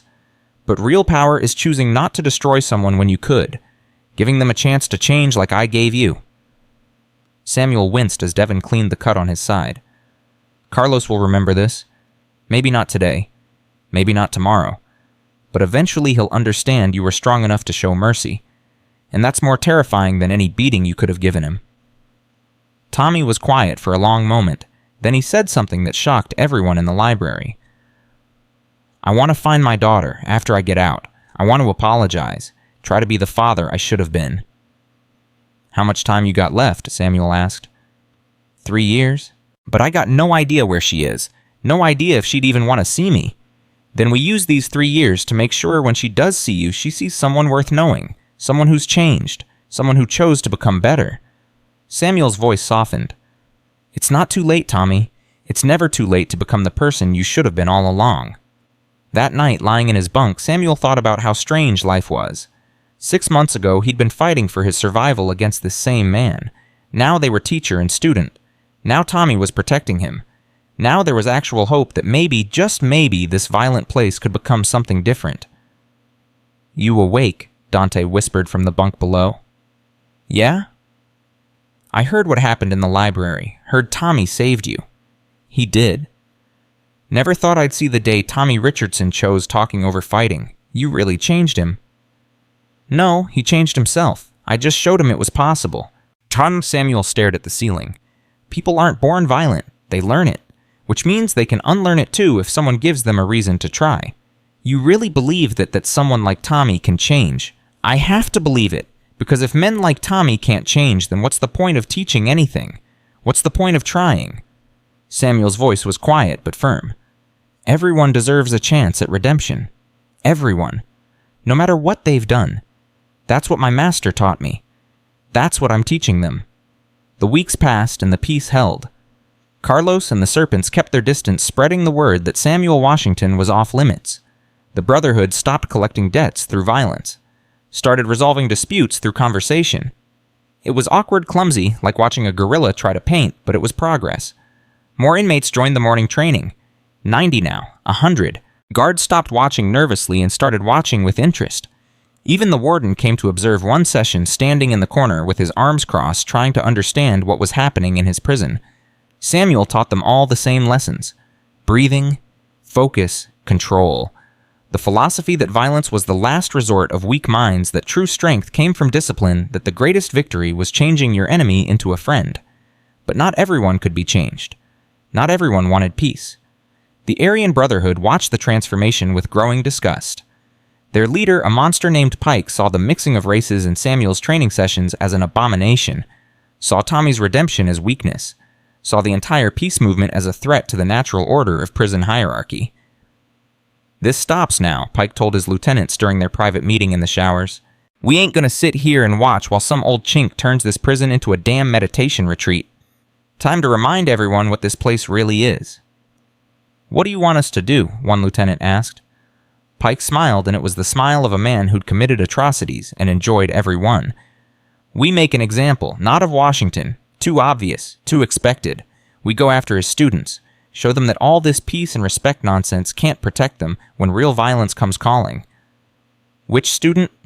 "The kid, Devin, the one who's always hanging around Washington like a puppy. We take him apart piece by piece, and we make sure Washington watches. Make sure he knows that his teachings got that boy killed." Pike's eyes glittered with malice. "Then we see how much he believes in peace when he's staring at a corpse." The attack came 3 days later during yard time. Devin was alone near the basketball court, away from the main training group, when 6 Aryan Brotherhood members surrounded him. Pike stood at the center, holding a shank made from melted-down toothbrushes. "Nothing personal, kid, Tuttle," Pike said. "But your teacher needs to learn a lesson, and you're going to be the curriculum." Devin's face went white. "Please, I didn't do nothing to you." "Exactly. You're innocent. That's the point. We ain't targeting gang members or snitches. We're targeting someone who don't deserve it. Because that's how you break a man like Washington. You show him his philosophy can't save the people he cares about." Pike raised the shank. Devin closed his eyes, waiting for the pain. It never came. When Devin opened his eyes, Samuel was standing between him and Pike. The old man had crossed 30 yards of prison yard in seconds, moving faster than anyone thought possible for someone his age. "You'll have to go through me first," Samuel said quietly. Pike laughed. "Old man, I was hoping you'd show up. Makes this even better. Now I get to kill you both." "No," Samuel said. "You're going to walk away, right now, and you're going to leave this boy alone. He's done nothing to you." "That's the point." "Then your point is cowardice. Attacking an innocent person to send a message, that's not strength. That's fear dressed up as violence." Samuel's voice carried across the yard. Inmates were gathering now, forming a circle, sensing something big was about to happen. "You want to prove you're tough, fight me. One-on-one, right here, right now. You win, you get your message. I win, you leave everyone in my training sessions alone. Forever." Pike considered it. An old man versus him, in front of everyone, it would cement his reputation forever. "You got a deal, Grandpa, but when I'm done with you, I'm still killing the kid, just on principle." "We'll see about that." They squared off in the center of the yard. Guards were running over radios, crackling, but they weren't going to make it in time. This fight was happening whether anyone wanted it to or not. Pike was bigger than Tommy had been, heavier, meaner. He'd killed 3 men in prison, 2 more on the outside. His body was covered in white supremacist tattoos and scars from 100 fights. He looked like violence incarnated. Samuel looked like a tired old man who should be on a porch somewhere watching birds. The contrast was almost comical. Pike attacked first, a wild haymaker aimed at Samuel's head. Samuel slipped it easily, moving just enough to let the fist pass. Pike followed with a combination fast and brutal. Samuel deflected each strike with minimal movement, circular motions that redirected force instead of meeting it head-on. "Stand still and fight," Pike roared. "Why would I do that?" Samuel asked calmly. "You're angry. Angry people make mistakes." Pike charged like a bull. Samuel sidestepped and pushed gently on Pike's back, using his momentum against him. The giant crashed into the fence, denting the chain link. The yard was completely silent now. Hundreds of men watching, guards frozen. Even the birds seemed to have stopped chirping. Pike got up, murder in his eyes. He pulled out the shank, done with pretending this was a fair fight. "I'm gonna carve you up, old man." He thrust with the weapon, a killing blow aimed at Samuel's heart. Samuel moved like he had in the cafeteria, like he had in the shower, like he'd been trained to do 50 years ago in the mountains of China. His hand caught Pike's wrist, twisted it in a precise motion that made bones grind and tendons scream. The shank dropped. Before Pike could react, Samuel struck 3 times in rapid succession. Solar plexus, neck, kidney, not hard enough to kill, but hard enough to shut the body down like flipping circuit breakers. Pike collapsed to his knees, gasping, unable to stand, unable to fight, unable to do anything except suffer. Samuel stepped back, breathing hard. "It's over." "Kill him," someone shouted from the Aryan Brotherhood side. "Finish him." But Samuel just shook his head. "No, because that's not what we do. That's not what any of this is about." He raised his voice so everyone could hear. "For 15 years, this prison has run on violence, on fear, on the idea that the strongest man wins. But Pike was stronger than me, bigger, younger, armed, and he still lost. You know why?" The yard waited. Because strength without discipline is just chaos. Because violence without purpose is just noise. Because all the muscles and weapons and tattoos in the world can't protect you from someone who's mastered themselves. Samuel looked around at the hundreds of faces watching him. "That's what I'm teaching, not how to fight, how to not need to fight. How to be so controlled, so disciplined, so at peace with yourself that violence becomes unnecessary." He turned back to Pike, who was still on his knees. "You're going to leave my students alone. All of them. And you're going to think about what I said, about what real strength looks like. Because if you don't next time, I won't be so gentle." Samuel walked away, helping Devon to his feet. Tommy and 20 Brotherhood members formed a protective circle around them as they headed back to the training area. Behind them, Pike slowly got to his feet, humiliated and confused, and something else. Something he hadn't felt in 20 years. Respect. That night, Pike sat alone in his cell, thinking about what had happened. Thinking about how easily the old man had dismantled him. Thinking about what Samuel had said about strength and discipline and control. For the first time in his adult life, Pike wondered if maybe he'd been wrong about everything. The incident in the yard changed something fundamental in Riverside. Word spread not just through the prison, but to other facilities. The old man who'd fought 30 gang members and won, who'd turned the most feared gang leader into a student, who'd beaten the Aryan Brotherhood's top enforcer without breaking a sweat. Samuel Washington became more than a legend. He became a symbol. Letters started arriving from other prisons, inmates asking for advice, asking how to start their own training programs, asking if change was really possible or if Samuel was just a fairy tale they told themselves to survive. Samuel answered every letter personally, writing late into the night by the dim light of his cell, sharing the wisdom his master had given him. Plant seeds, his master had said. You may never see them grow, but someone will. 3 months after the fight with Pike, something unprecedented happened. The leaders of every major gang in Riverside requested a meeting. Tommy, Carlos, Pike, and representatives from the Latin Kings and the Asian Boys all gathered in the chapel neutral ground, with Samuel mediating. "This is crazy, huh?" Carlos said, looking around nervously. 6 months ago, we would have killed each other on sight. Now we're having a conversation, because maybe conversation is better than killing, Tommy said. Maybe we're all tired of the violence, of the fear, of running our blocks like little dictators while our real lives pass us by on the outside. Pike shifted uncomfortably. So what? We all just hold hands and sing songs. This is prison. There's always going to be violence. Maybe, Samuel said quietly, but does it have to be us? Do we have to be the ones causing it? He looked at each leader in turn. You all have power, influence, men who follow you. What if you use that power to create something different? What if instead of competing to be the most feared, you competed to be the most respected? That's naive, Pike said.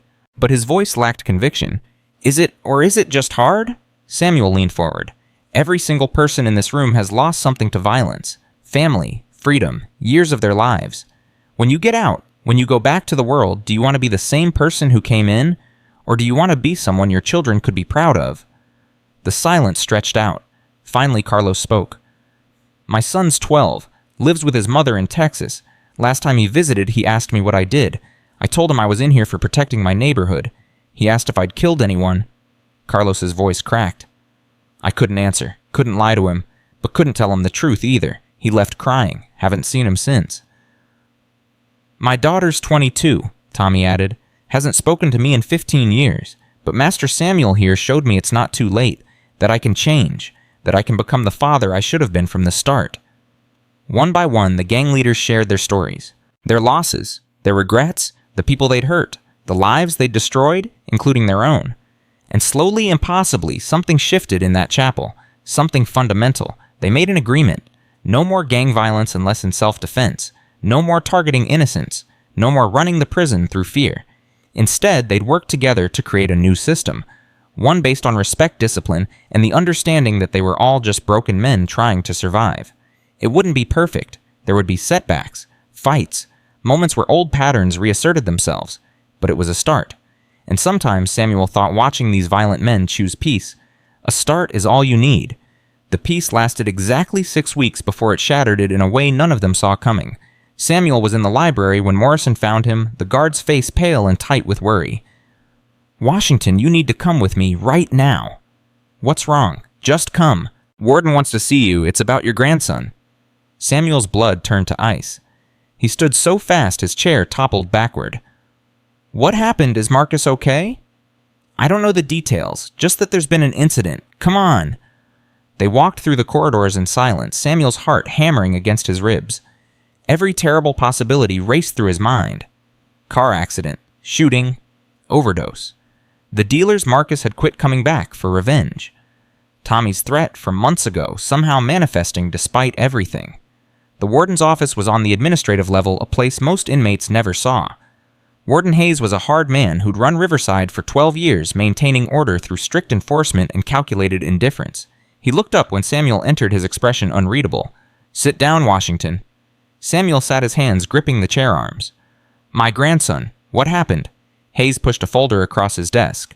Your grandson Marcus was arrested 3 days ago. Oakland PD picked him up during a drug bust. They found him in a house with 15 other people, enough cocaine and heroin to supply half the city and 4 guns. The words hit Samuel like physical blows. No, that's impossible. Marcus quit that life. He promised me. He wrote me letters saying he was back in school, staying clean. Well, he lied. Hayes opened the folder showing police reports, booking photos. Marcus in handcuffs, his face hard and angry. He's being charged as an adult. Conspiracy to distribute weapons possession, resisting arrest. He's looking at 20 to 30 years mandatory minimum. Samuel's hands started shaking, his vision blurred. Everything he'd sacrificed, everything he'd endured, all the pain and violence and suffering he'd accepted to give Marcus a second chance, and the boy had thrown it away. I need to see him, Samuel said, his voice breaking. I need to talk to him. Can't do that. Do? He's in county lockup awaiting trial. No contact with family members in other facilities. Hayes leaned back. But there's something else you should know. According to the police report, Marcus told investigators that you're the one who taught him the drug trade, that you ran operations from inside Riverside using him as your street-level distributor. Samuel's head snapped up. That's a lie. Is it because the prosecutors are very interested in these claims? They're talking about adding charges against you, conspiracy running a criminal enterprise from prison. Could add another 20 years to your sentence. Marcus wouldn't say that. He wouldn't. Hayes pushed another document across the desk. A transcript of Marcus's police interview. Samuel read it, his hands shaking worse with every line. His grandson, the boy he'd sacrificed everything to protect, was blaming him, claiming Samuel had orchestrated everything, using their letters as evidence of coded instructions. This can't be real, Samuel whispered. He was doing so well. His mother said he was in school, playing basketball, turning his life around. His mother hasn't seen him in 6 months. Kicked him out after she found drugs in his room.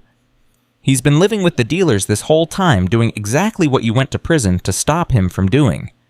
Hayes's voice softened slightly. Look, Washington, I know what you did here. I've seen the changes, the training program, the gang leaders backing down the reduction in violence.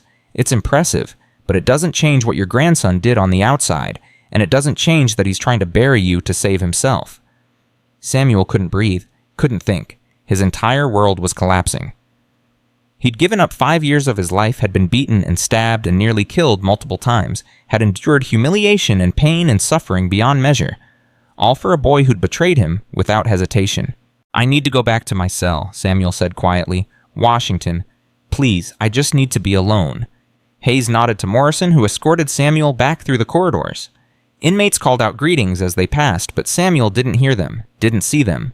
He was drowning in his own mind, replaying every letter Marcus had sent, every promise the boy had made wondering how he'd been so blind.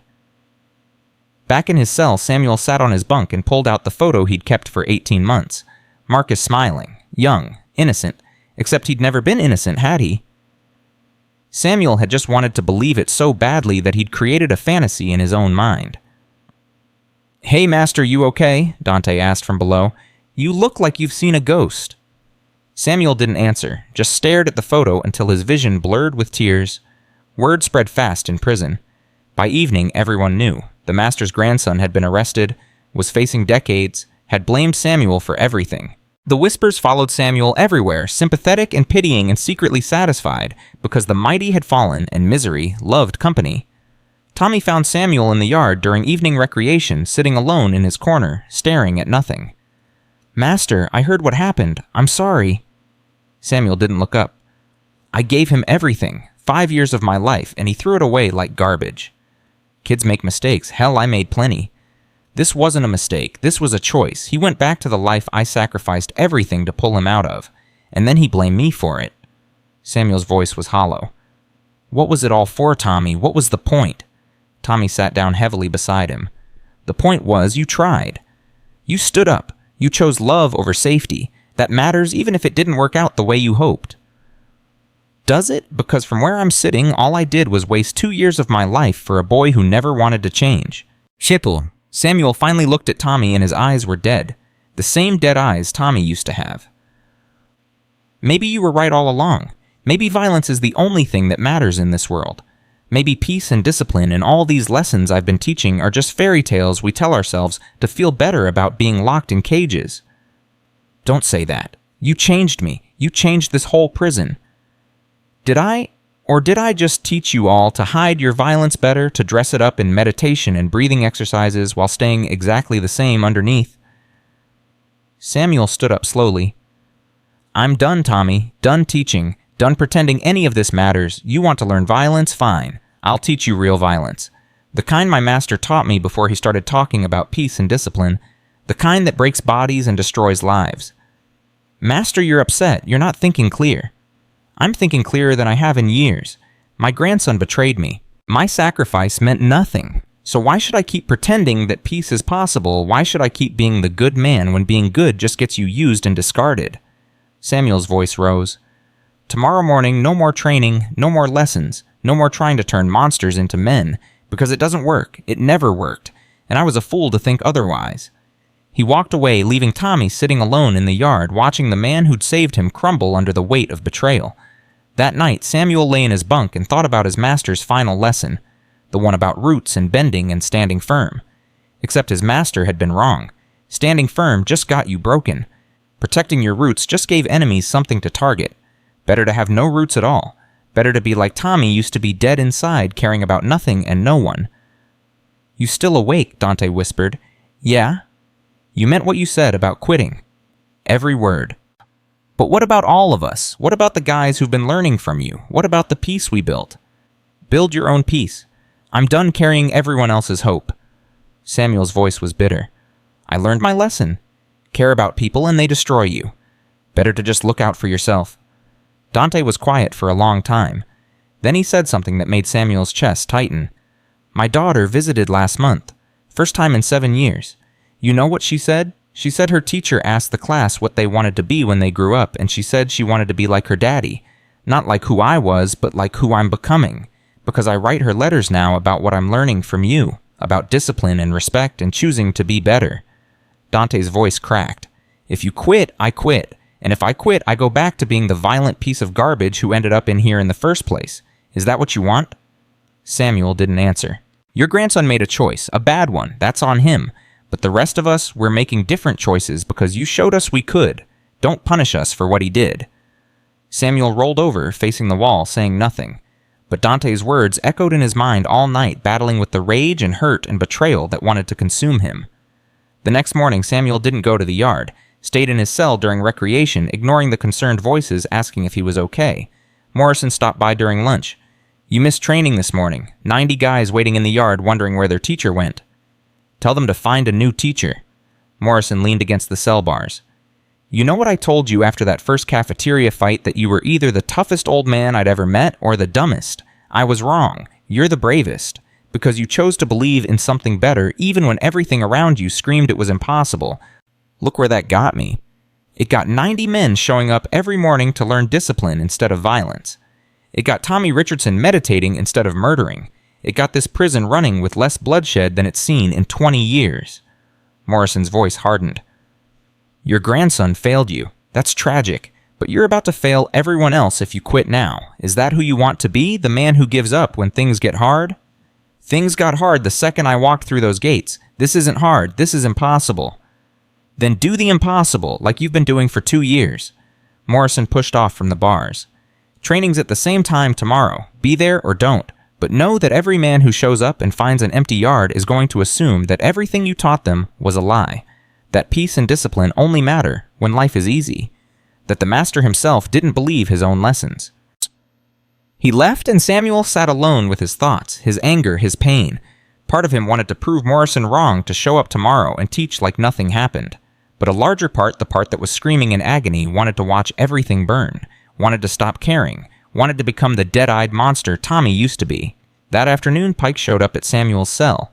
The giant Aryan Brotherhood leader stood there awkwardly, clearly uncomfortable but determined. "Can I come in?" Samuel waved a hand dismissively. "It's not like I can stop you." Pike sat on Dante's empty bunk. "Heard about your grandson. That's rough." "What do you want?" "I want to tell you something. About my father." Pike's voice was rough. "He was a preacher, good man, spent his whole life trying to save people, me included. I was a screw-up from day one. Drugs, violence, hate groups, everything he stood against. One day when I was 17, he told me he was done, that he'd tried everything and I was beyond saving, that he was cutting me out of his life." "Good for him." "No, it wasn't good, because 3 months later, I killed a man in a bar fight and ended up in here. And my father died 2 years after that, never speaking to me again, never knowing that his giving up on me was the thing that sealed my fate." Pike's eyes were wet. "You know what I think about every single day. What if he'd tried one more time? What if he'd kept believing in me even when I didn't deserve it? Would I be different? Would I have made different choices? Your father was smart. He knew when to quit wasting his time." "Was he? Because now I'm 53 years old, covered in hate tattoos, facing life without parole, and the last thing my father ever said to me was that I was worthless. That's his legacy. That's what his giving up created." Pike leaned forward. "You got a choice right now, Samuel. You can be my father. Give up and prove that all those lessons you taught were conditional. Or you can be the man who keeps trying, even when it seems pointless, even when it hurts. Why do you care? Because you're the first person who ever looked at me and saw something other than a monster. Because your teaching gave me something I thought I'd lost forever. Hope." Pike stood up. "I ain't asking you to forgive your grandson. I'm asking you not to abandon the rest of us for what he did." He left, and Samuel was alone again with thoughts that wouldn't stop churning. Evening came. Samuel missed dinner, still locked in his internal war. Dante returned to find him sitting in the same position, staring at Marcus's photo. "You gonna burn that?" Dante asked quietly. "Maybe." "Can I tell you something first about that photo?" "If you must." "Every time I've seen you look at it over the past 2 years, you smile. Even when you're in pain. Even when you're exhausted.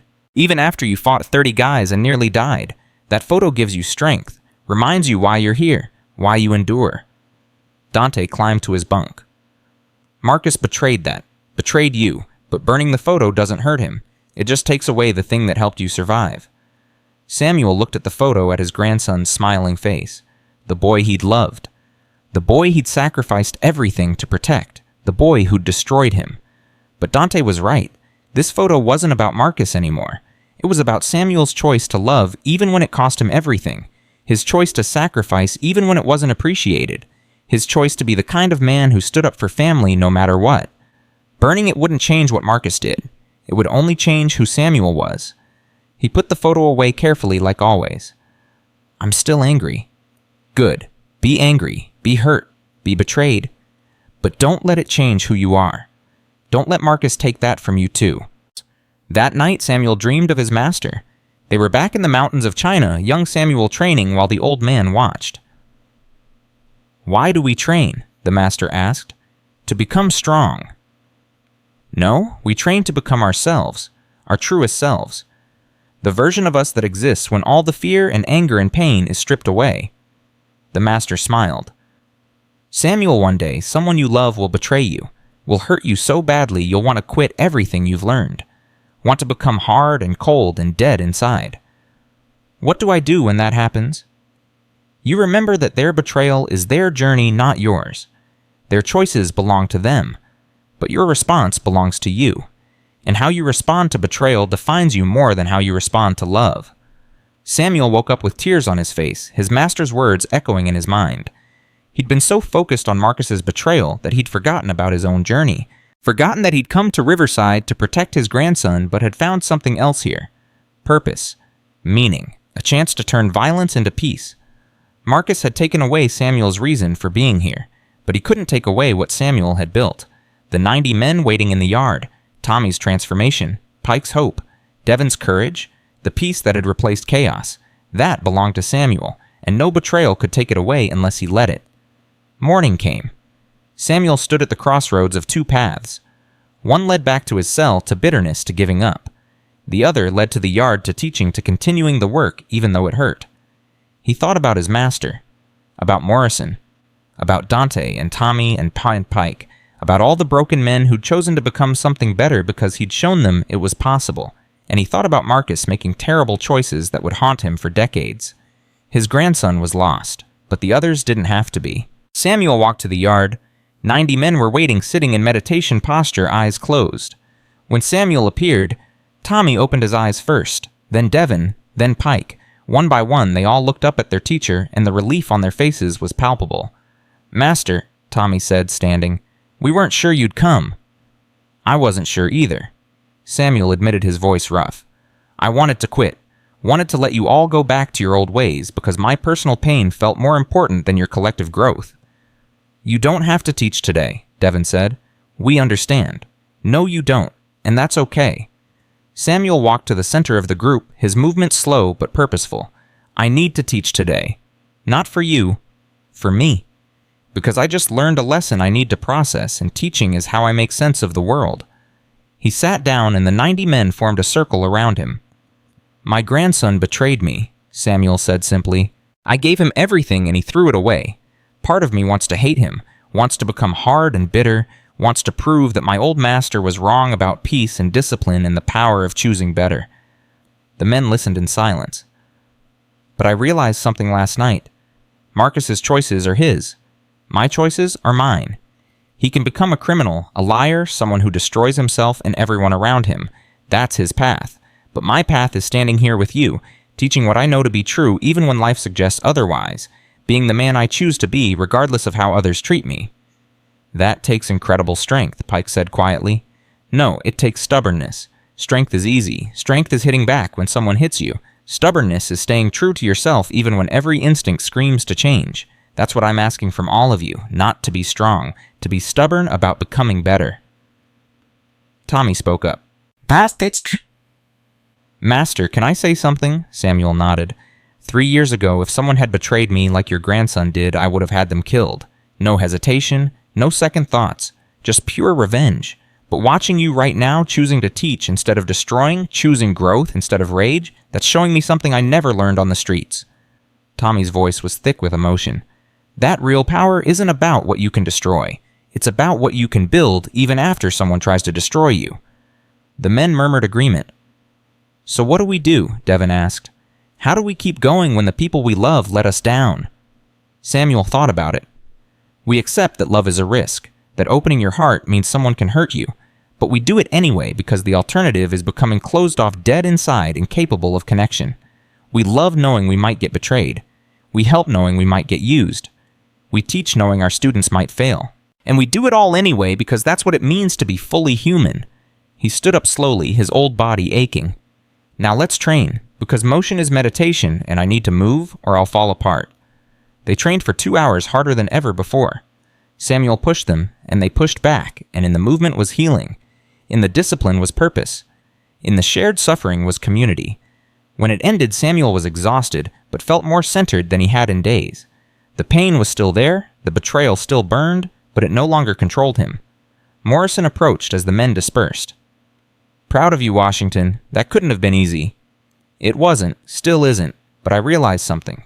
Marcus gets to define his own story. I can't control that, but I get to define mine, and I refuse to let his bad choices turn me into someone I'm not." "What are you going to do about the charges the prosecutor's trying to add time to your sentence?" Samuel shrugged. "Fight them. Tell the truth. Accept whatever comes. I've been doing that since I arrived. Not going to stop now." 3 weeks later, Samuel was called to the warden's office again. Hayes was there, along with 2 people Samuel didn't recognize. A man in an expensive suit and a woman holding a briefcase. "Washington, this is Marcus's public defender and the assistant district attorney handling his case." Hayes gestured to the chairs. "They have some questions for you." The interrogation lasted 3 hours. They asked about every letter Marcus had sent, every visit Samuel never got, every phone call the prison blocked. They showed him the coded messages Marcus claimed were instructions for drug distribution. They questioned every detail of Samuel's life before prison. Samuel answered honestly, told them Marcus was lying, told them about taking the plea deal to save his grandson, told them everything. When it was over, the ADA closed her folder. "Mr. Washington, I've reviewed your case extensively, looked at your record before incarceration, your behavior in prison, the testimonials from guards and inmates. I don't believe Marcus's accusations. I think he's a scared kid trying to shift blame." Relief flooded through Samuel. "So you'll drop the additional charges?" "Already have. But there's something else." She exchanged a glance with the public defender. "Marcus has been offered a plea deal, 10 years instead of 30 if he testifies against the actual dealers. His attorney and I both think he should take it." "What does that have to do with me?" "He's refusing. Says he won't cooperate unless we arrange a meeting between you two. He wants to talk to you. Apologize, apparently." The ADA's expression was skeptical. "Personally, I think he's trying to manipulate you into supporting him publicly, but his attorney thinks it's genuine. Either way, the decision is yours." Samuel sat back processing. Part of him wanted to refuse, to let Marcus face the consequences of his choices without Samuel's help. But another part, the part his master had cultivated over decades of training, remembered that forgiveness wasn't about the other person. It was about not carrying poison in your own heart. "I'll meet with him," Samuel said quietly, "but I won't lie for him, won't support him publicly if he doesn't deserve it. I'll just listen." The meeting was arranged for the following week. They brought Marcus to Riverside in chains, put him in a conference room with Samuel, 2 guards watching through the window. Marcus looked terrible, thin, hollow-eyed, the cockiness of youth replaced by fear. He sat across from Samuel, unable to meet his grandfather's gaze. "Hey, Grandpa," he whispered. Samuel didn't respond, just waited. "I'm sorry, for everything, for lying about you, for going back to the life, for wasting everything you sacrificed." Marcus's voice broke. "I didn't mean for any of this to happen. I was just so angry that you left, angry that you took the blame for my mistakes. I wanted to prove I could make it on my own, and I fell right back into the trap. Why did you blame me to the police? Because I'm a coward, because I panicked, because blaming you meant they might go easier on me." Tears streamed down Marcus's face. "But I couldn't live with it, couldn't sleep knowing I tried to bury the one person who ever really loved me. That's why I told my lawyer the truth, why I'm willing to face the full sentence if you can't forgive me." Samuel studied his grandson, looking for manipulation for lies. But all he saw was a broken boy who'd made terrible choices and was finally accepting responsibility. "I can't get you out of this, Marcus. Can't make the charges go away. Can't undo what you did." "I know, I'm not asking for that. I'm just asking if you can forgive me. If when I get out in 10 or 20 or 30 years, you'll still be there. Still be my grandfather. because that hope is the only thing keeping me from giving up completely."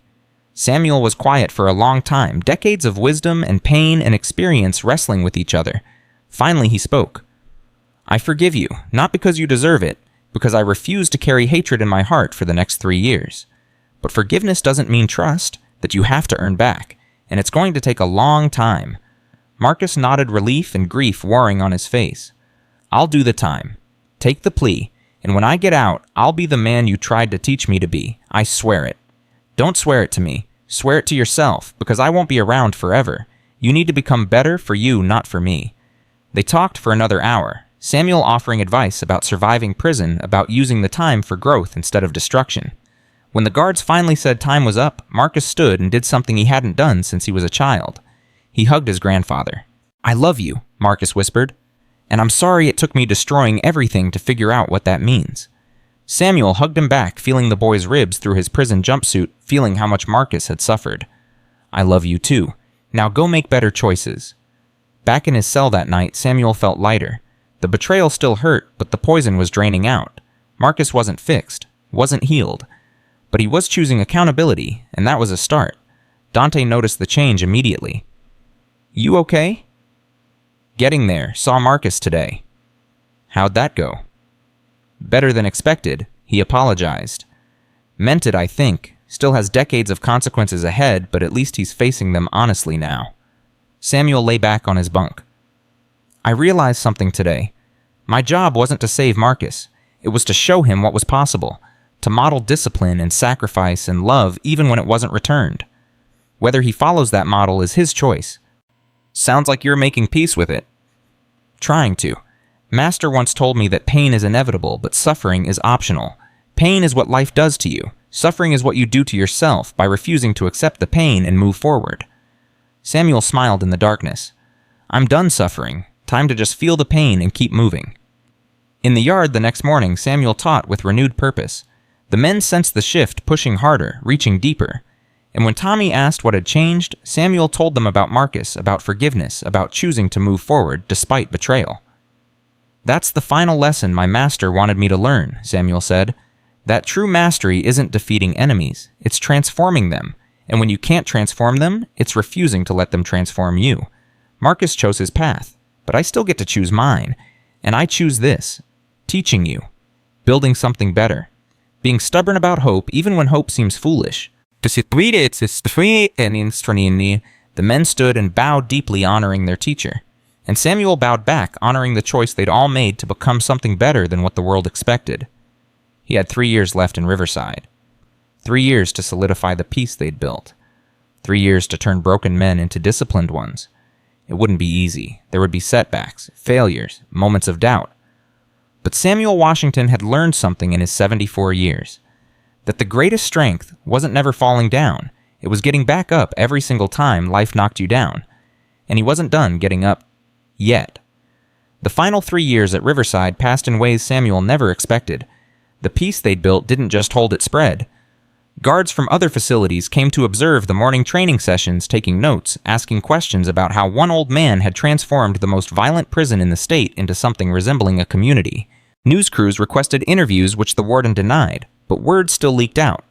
The master of Riverside, the kung fu instructor who'd tamed the gangs. Samuel hated the publicity. "I'm not taming anyone," he told Morrison during one of their conversations. "I'm just showing them they were never wild to begin with, just hurt, just scared, just responding to violence the only way they knew how. Whatever you want to call it, it's working. We've had 2 deaths in 3 years. 2. We used to average 15 annually." Morrison shook his head in wonder. "You've saved lives, Washington, more than you'll ever know." But the real changes were quieter, more personal. Tommy Richardson's transformation continued. The dead-eyed gang leader who'd once ruled through fear now spent his evenings in the library reading everything he could find about child psychology and trauma recovery. He was preparing, he told Samuel, for the day he'd finally reach out to his daughter.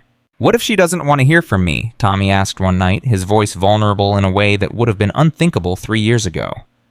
"What if I reach out and she tells me to go to hell?" "Then you accept it. You apologize anyway. You tell her you understand, and you keep becoming someone worthy of a second chance, even if that second chance never comes." Samuel looked at him seriously. Tommy redemption isn't about getting forgiveness from the people you hurt. It's about becoming someone who wouldn't hurt them in the first place. Your daughter may never speak to you again, but you can still be a better man, for yourself, for the men who look up to you now, for the world you'll rejoin in 6 months. 6 months. Tommy was getting released soon and the brotherhood was dissolving, not through violence or conflict, but through choice. Tommy had declared the gang finished, told his members they were free to find their own paths. Some joined other groups. Most stayed unaffiliated, continuing Samuel's training, building new identities based on discipline instead of destruction. Pike was teaching classes now too, helping Samuel with the growing number of students. The former Aryan Brotherhood leader had renounced his racist beliefs, covered his hate tattoos with new ink depicting mountains and rivers and peaceful imagery. His father was dead, but Pike was writing letters to his sister trying to rebuild a family connection he'd destroyed decades ago. She wrote back, Pike told Samuel one morning, his hands shaking as he held the envelope. First time in 30 years. Says she's not ready to visit, but she's willing to correspond. Says maybe if I keep changing, keep growing, we can meet someday. That's Hope Pike. Hold on to it. I am. Because you taught me that hope isn't weakness. It's the strongest thing we have. Devin had become Samuel's unofficial assistant, helping organize the training sessions, mediating disputes between students, carrying forward the philosophy Samuel had instilled. The young man had grown in confidence and wisdom, his scared kid demeanor replaced by calm certainty. What are you going to do when you get out, Master? Devin asked during one session. You've changed so many lives in here. Imagine what you could do on the outside. Samuel smiled. I'm going to hug my daughter-in-law, meet my grandson if he'll see me when he's released, and then I'm going to sit on my porch and do absolutely nothing for at least a month. I've earned rest. But you'll teach again, right? Open a school.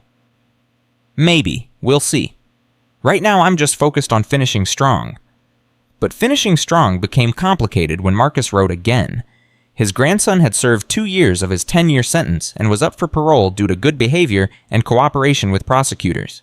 The hearing was in 3 weeks, and Marcus was asking Samuel to speak on his behalf. I don't know if I deserve your support, Marcus wrote, but I'm asking anyway, not because I think I've earned it, because I need you to see that I've changed. Really changed. I've been teaching other inmates to read, started a mentorship program for younger guys coming in, trying to do what you did for others, trying to break the cycle instead of feeding it. Samuel read the letter 3 times, showing it to Dante, to Tommy, to Morrison. Everyone had different advice. Dante said forgiveness meant supporting him. Tommy said actions mattered more than words, and 2 years wasn't enough to prove real change. Morrison said the choice was Samuel's alone. In the end, Samuel decided, based on a principle his master had taught him 60 years ago. When in doubt, choose compassion. Choose the path that might save someone instead of the path that definitely condemns them. He agreed to speak at the parole hearing. They transported him to the county courthouse 3 weeks later, the first time Samuel had left Riverside in 4.5 years. The outside world looked strange, too bright, too fast, too chaotic. But the courthouse was familiar territory, gray and bureaucratic and timeless. Marcus was already there when Samuel arrived, sitting with his public defender. The boy looked different, older, harder, but also more focused, more present. When he saw Samuel, he stood up and bowed deeply, exactly the way Samuel had taught the students in Riverside to show respect. Thank you for coming, Grandpa. Samuel nodded, saying nothing. The parole board would do the talking. The hearing took 2 hours. Prosecutors argued Marcus hadn't served enough time. The public defender presented evidence of his rehabilitation letters from teachers' documentation of the reading program. And then they called Samuel Washington to speak. Samuel walked to the microphone, his chains rattling, feeling the weight of everyone's expectations. The parole board members watched him with interest. They knew his story, the old man who'd taken the fall for his grandson, who'd survived Riverside's violence, who'd transformed the prison culture. My grandson made terrible choices. Samuel began, his voice steady. He lied to me, betrayed my trust, nearly destroyed both our lives. When I learned what he'd done, I wanted to abandon him, wanted to let him face the consequences alone. Marcus's face fell. But then I remembered something my master taught me, that we're all works in progress, that one mistake doesn't define us unless we let it, that the measure of a person isn't their worst moment, but what they do after that moment passes. Samuel looked directly at Marcus. I've read the reports about what my grandson has accomplished in 2 years. Teaching literacy, mentoring younger inmates, choosing growth instead of destruction. That doesn't erase his crimes, doesn't give back the years or heal the damage. but it shows me he's trying, and trying is where change begins." "Mr. Washington," one board member interrupted, "are you saying you support his release?" "I'm saying I support giving him a chance to prove his change is real. 2 years isn't enough to undo a lifetime of bad choices, but it's enough to start. Release him on strict parole, make him earn his freedom through continued good behavior, but don't warehouse him for 8 more years when he could be out in the world actually making amends." The board members conferred quietly. Then the chairwoman spoke. "Mr. Washington, your testimony carries significant weight given your personal sacrifice and your work in Riverside. We'll take it into consideration. This hearing is adjourned pending our decision." Outside the courthouse, Samuel and Marcus had 10 minutes together before transport came.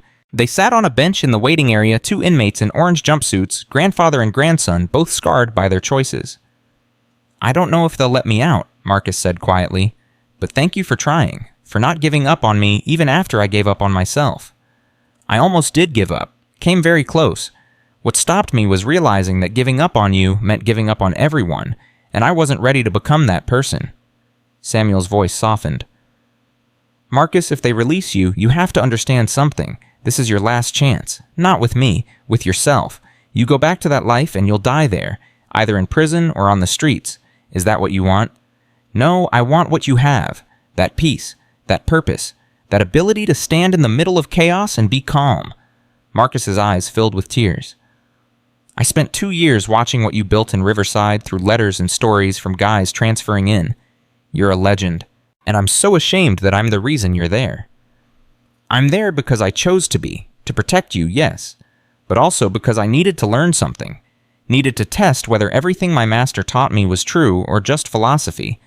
Riverside taught me that peace is possible anywhere if people choose it, that violence is a habit that can be broken, that redemption is always available if you're willing to do the work." Samuel gripped Marcus's shoulder. "You've started the work. Don't stop now. Whatever happens with parole, keep growing. Keep changing. Keep becoming the man you should have been all along." "I will. I swear it." The guards came to take them back to their respective facilities. Samuel watched his grandson walk away in chains and felt something he hadn't felt in years. Not hope exactly, but possibility. The sense that maybe, just maybe, his sacrifice hadn't been wasted after all. Back at Riverside, life continued its rhythm. Morning training, afternoon work detail, evening meditation. Samuel's final year passed in a blur of small victories and quiet moments. Men he'd taught were getting released and sending letters about their new lives. Tommy got out and immediately started searching for his daughter. Pike's sister agreed to a supervised visit. Devin was teaching forms to new inmates, carrying forward the legacy. The transformation of Riverside had become permanent. New wardens studied what Samuel had done, tried to replicate it in other facilities. Academic researchers requested interviews wanting to document the process. But Samuel declined most requests, preferring to focus on the men still inside, still struggling, still trying to change. "You could be famous," Morrison told him during one of their final conversations. "Write a book, do speaking tours, make real money teaching this stuff to the public." "I'm 77 years old. I don't need fame or money. I need to go home and rest." Samuel smiled. "Besides, the moment you try to monetize wisdom, it stops being wisdom and becomes a product. I'd rather just live what I believe and let people learn from the example." "You're a rare man, Washington." "No, just a stubborn one who refused to let violence define him." 2 weeks before his release date, Samuel received a letter that changed everything. It was from Tommy Richardson, writing from the outside. "Master, I found her. Found my daughter. She agreed to meet me in a coffee shop neutral ground, with her husband present for safety. I was so nervous I almost didn't go, but I remembered what you said about showing up even when you're scared. So I went. And Master, she let me apologize. Let me explain. Didn't forgive me, not yet, but she listened. Said she needs time, but she's willing to try rebuilding something. I have a grandson, Master, a 2-year-old boy I've never met. She showed me pictures and I cried right there in the coffee shop. Cried? Cried because I'd wasted so much time being a monster when I could have been a father, a grandfather. But you taught me it's never too late. So I'm working now, construction job, honest work, saving money, taking parenting classes even though my daughter's grown, trying to become someone my grandson won't be ashamed to know someday. Thank you for not giving up on me when everyone else did. Thank you for showing me that monsters can become men if they choose to. I'll never forget what you did for me, for all of us. When you get out, please come visit. I want you to meet them. Want them to meet the man who saved their father. With deep respect and gratitude, Thomas Richardson. Samuel read the letter 3 times, tears streaming down his weathered face. This was why he'd endured. Why he'd fought. Why he'd chosen peace over violence every single day. Because somewhere out there a little boy would grow up with a grandfather who'd learned to be better. Who'd broken the cycle. Who'd chosen transformation over destruction. Good news, Dante asked, seeing Samuel's tears. The best news, Tommy found his daughter. He's rebuilding his life. Doing it right this time. Because of you. No, because of him. I just showed him the door. He's the one who walked through it. The final week arrived faster than Samuel expected. Men he'd taught for years came to say goodbye, to thank him, to promise they'd continue the work. Pike gave him a drawing he'd made a mountain landscape with a single figure sitting in meditation at the peak. Devin gave him a journal filled with forms and techniques Samuel had taught, preserving the knowledge for future students. Even Carlos the Serpent Leader, who'd once tried to kill him, came to pay respects. You changed this place, old man, Carlos said, extending his hand. Changed me too, even though I fought it. I'm getting out next year. Gonna try to be different. Gonna try to be like you showed us. Samuel shook his hand. Don't be like me. Be like yourself. Just the best version. That's all any of us can do. On his last morning, Samuel woke before dawn and went to the yard one final time. The sun was rising over the prison walls, painting everything gold and orange and beautiful. He did his forms slow and precise, the movements as familiar as breathing. 65 years he'd been practicing these techniques. They'd carried him through grief, through violence, through the darkest moments of his life. The other students joined him, over 100 men now moving in synchronized motion. When they finished, they all bowed to Samuel, holding the position for a full minute in silence. It was the deepest sign of respect in martial arts, reserved for masters who'd truly earned the title. Samuel bowed back, honoring them. Continue the work. Teach others. Break the cycle. That's how you honor what we built here. Not by remembering me, but by becoming the men you were always meant to be. Morrison came to escort him to processing. Your ride's here, Washington. Time to go home. Samuel walked through Riverside one last time, seeing it with new eyes. It wasn't the nightmare prison he'd entered 5 years ago. It was a place where broken men were learning to heal, where violence was being replaced with discipline, where hope had taken root in the hardest soil imaginable. In the processing room, they gave him back his civilian clothes, his wallet, the watch his master had given him 60 years ago. Everything looked smaller than he remembered, relics from a life that felt like it belonged to someone else. The front gate opened and Samuel Washington walked out of Riverside State Penitentiary a free man. His daughter-in-law was waiting in the parking lot, leaning against a car older than he remembered, but smiling through tears. She ran to him and hugged him so tight his ribs ached. Welcome home, Samuel. Welcome home. They drove through Oakland and everything was familiar, yet strange. The streets he'd known all his life looked different after 5 years away. Or maybe he was different. Probably both. Marcus got paroled, his daughter-in-law said as they drove. He's living in a halfway house working construction, doing really well. He wants to see you but doesn't know if you're ready. I'm ready. Tell him to come for dinner next week. She looked at him in surprise. You forgave him. I'm working on it. Forgiveness is a process, not an event, but I'm willing to try if he is. At home, everything was exactly as he'd left it. His small house, his garden overgrown but still alive, his training room in the garage dust-covered but intact. Samuel walked through each room, reacquainting himself with a life he'd thought was over.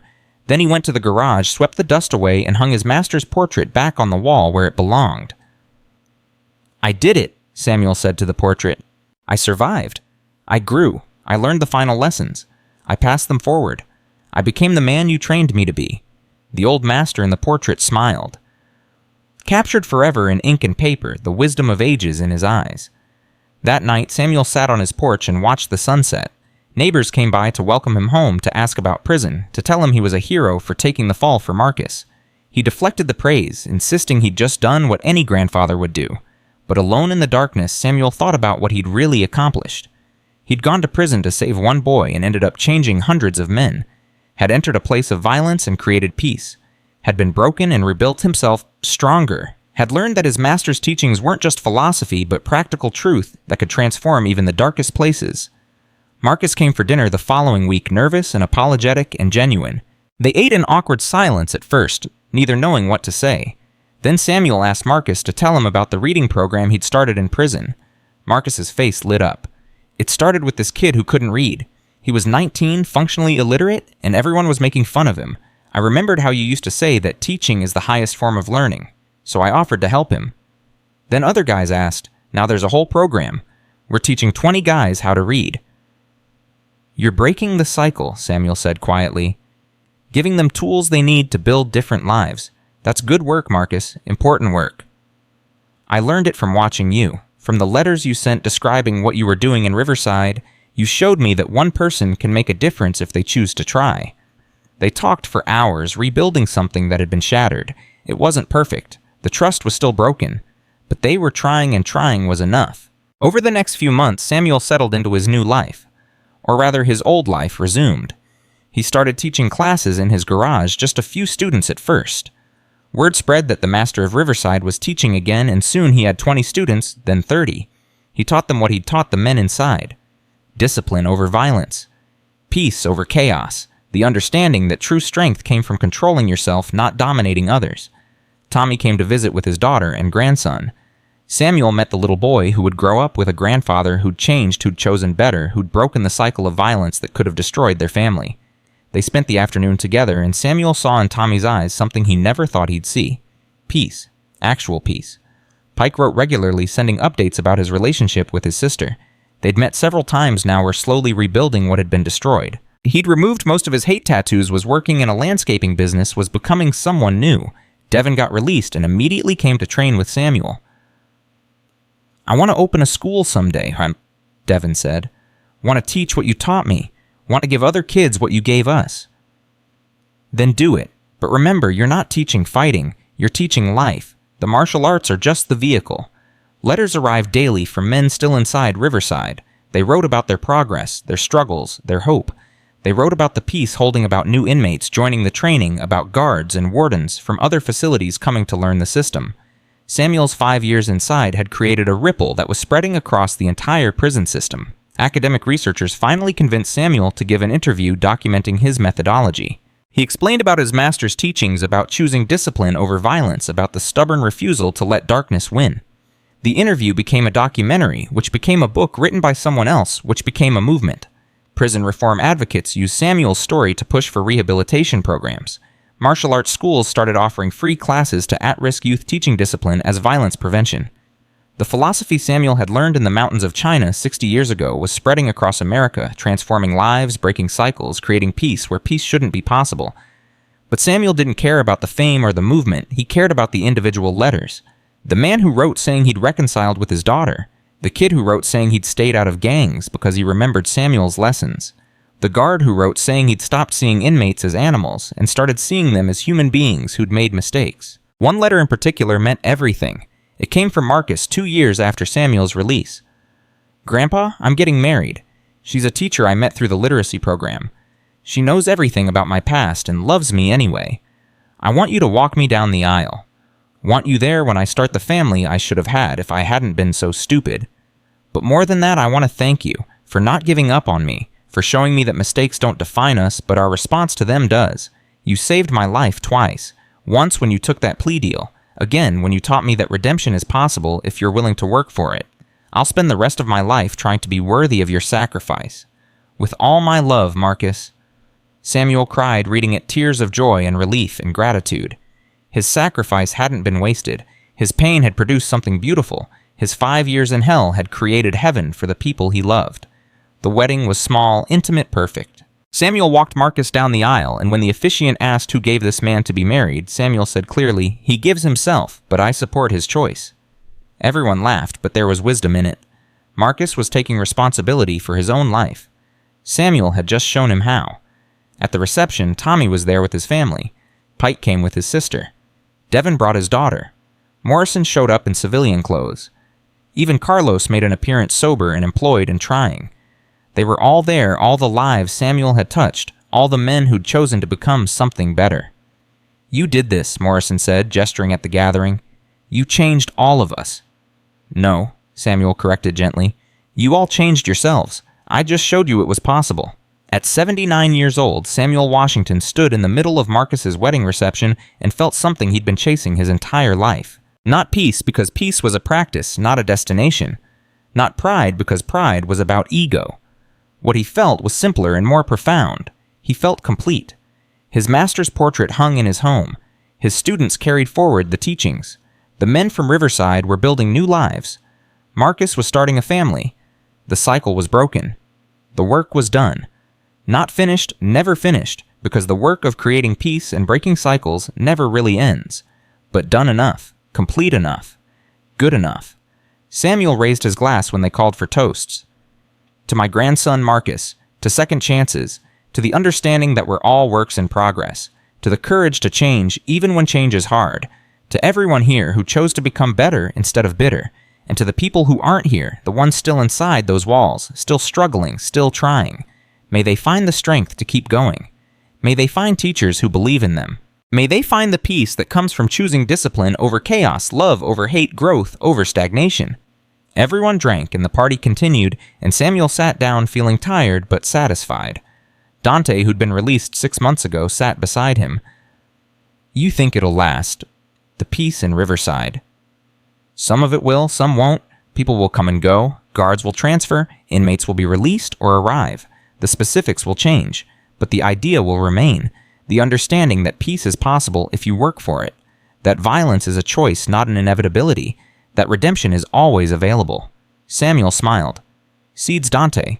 We planted seeds. Some will grow, some won't. But the ones that do will spread their own seeds. That's how change happens. Slowly, persistently, one person at a time choosing better. As the sun set on Marcus's wedding day, Samuel Washington felt his age in every bone and muscle. 5 years in prison had taken a toll. He was slower now, weaker. His shoulder still ached where it had been injured. His ribs hurt in cold weather, but his spirit was strong. His purpose was clear. His legacy was secure. He'd gone to prison an old man trying to save one boy. He'd left having saved hundreds. Had transformed violence into peace. Had proven his master's teachings in the hardest classroom imaginable. Had become fully, completely, undeniably the man his 60 years of training had been preparing him to be. And in the end, that was enough. More than enough. It was everything.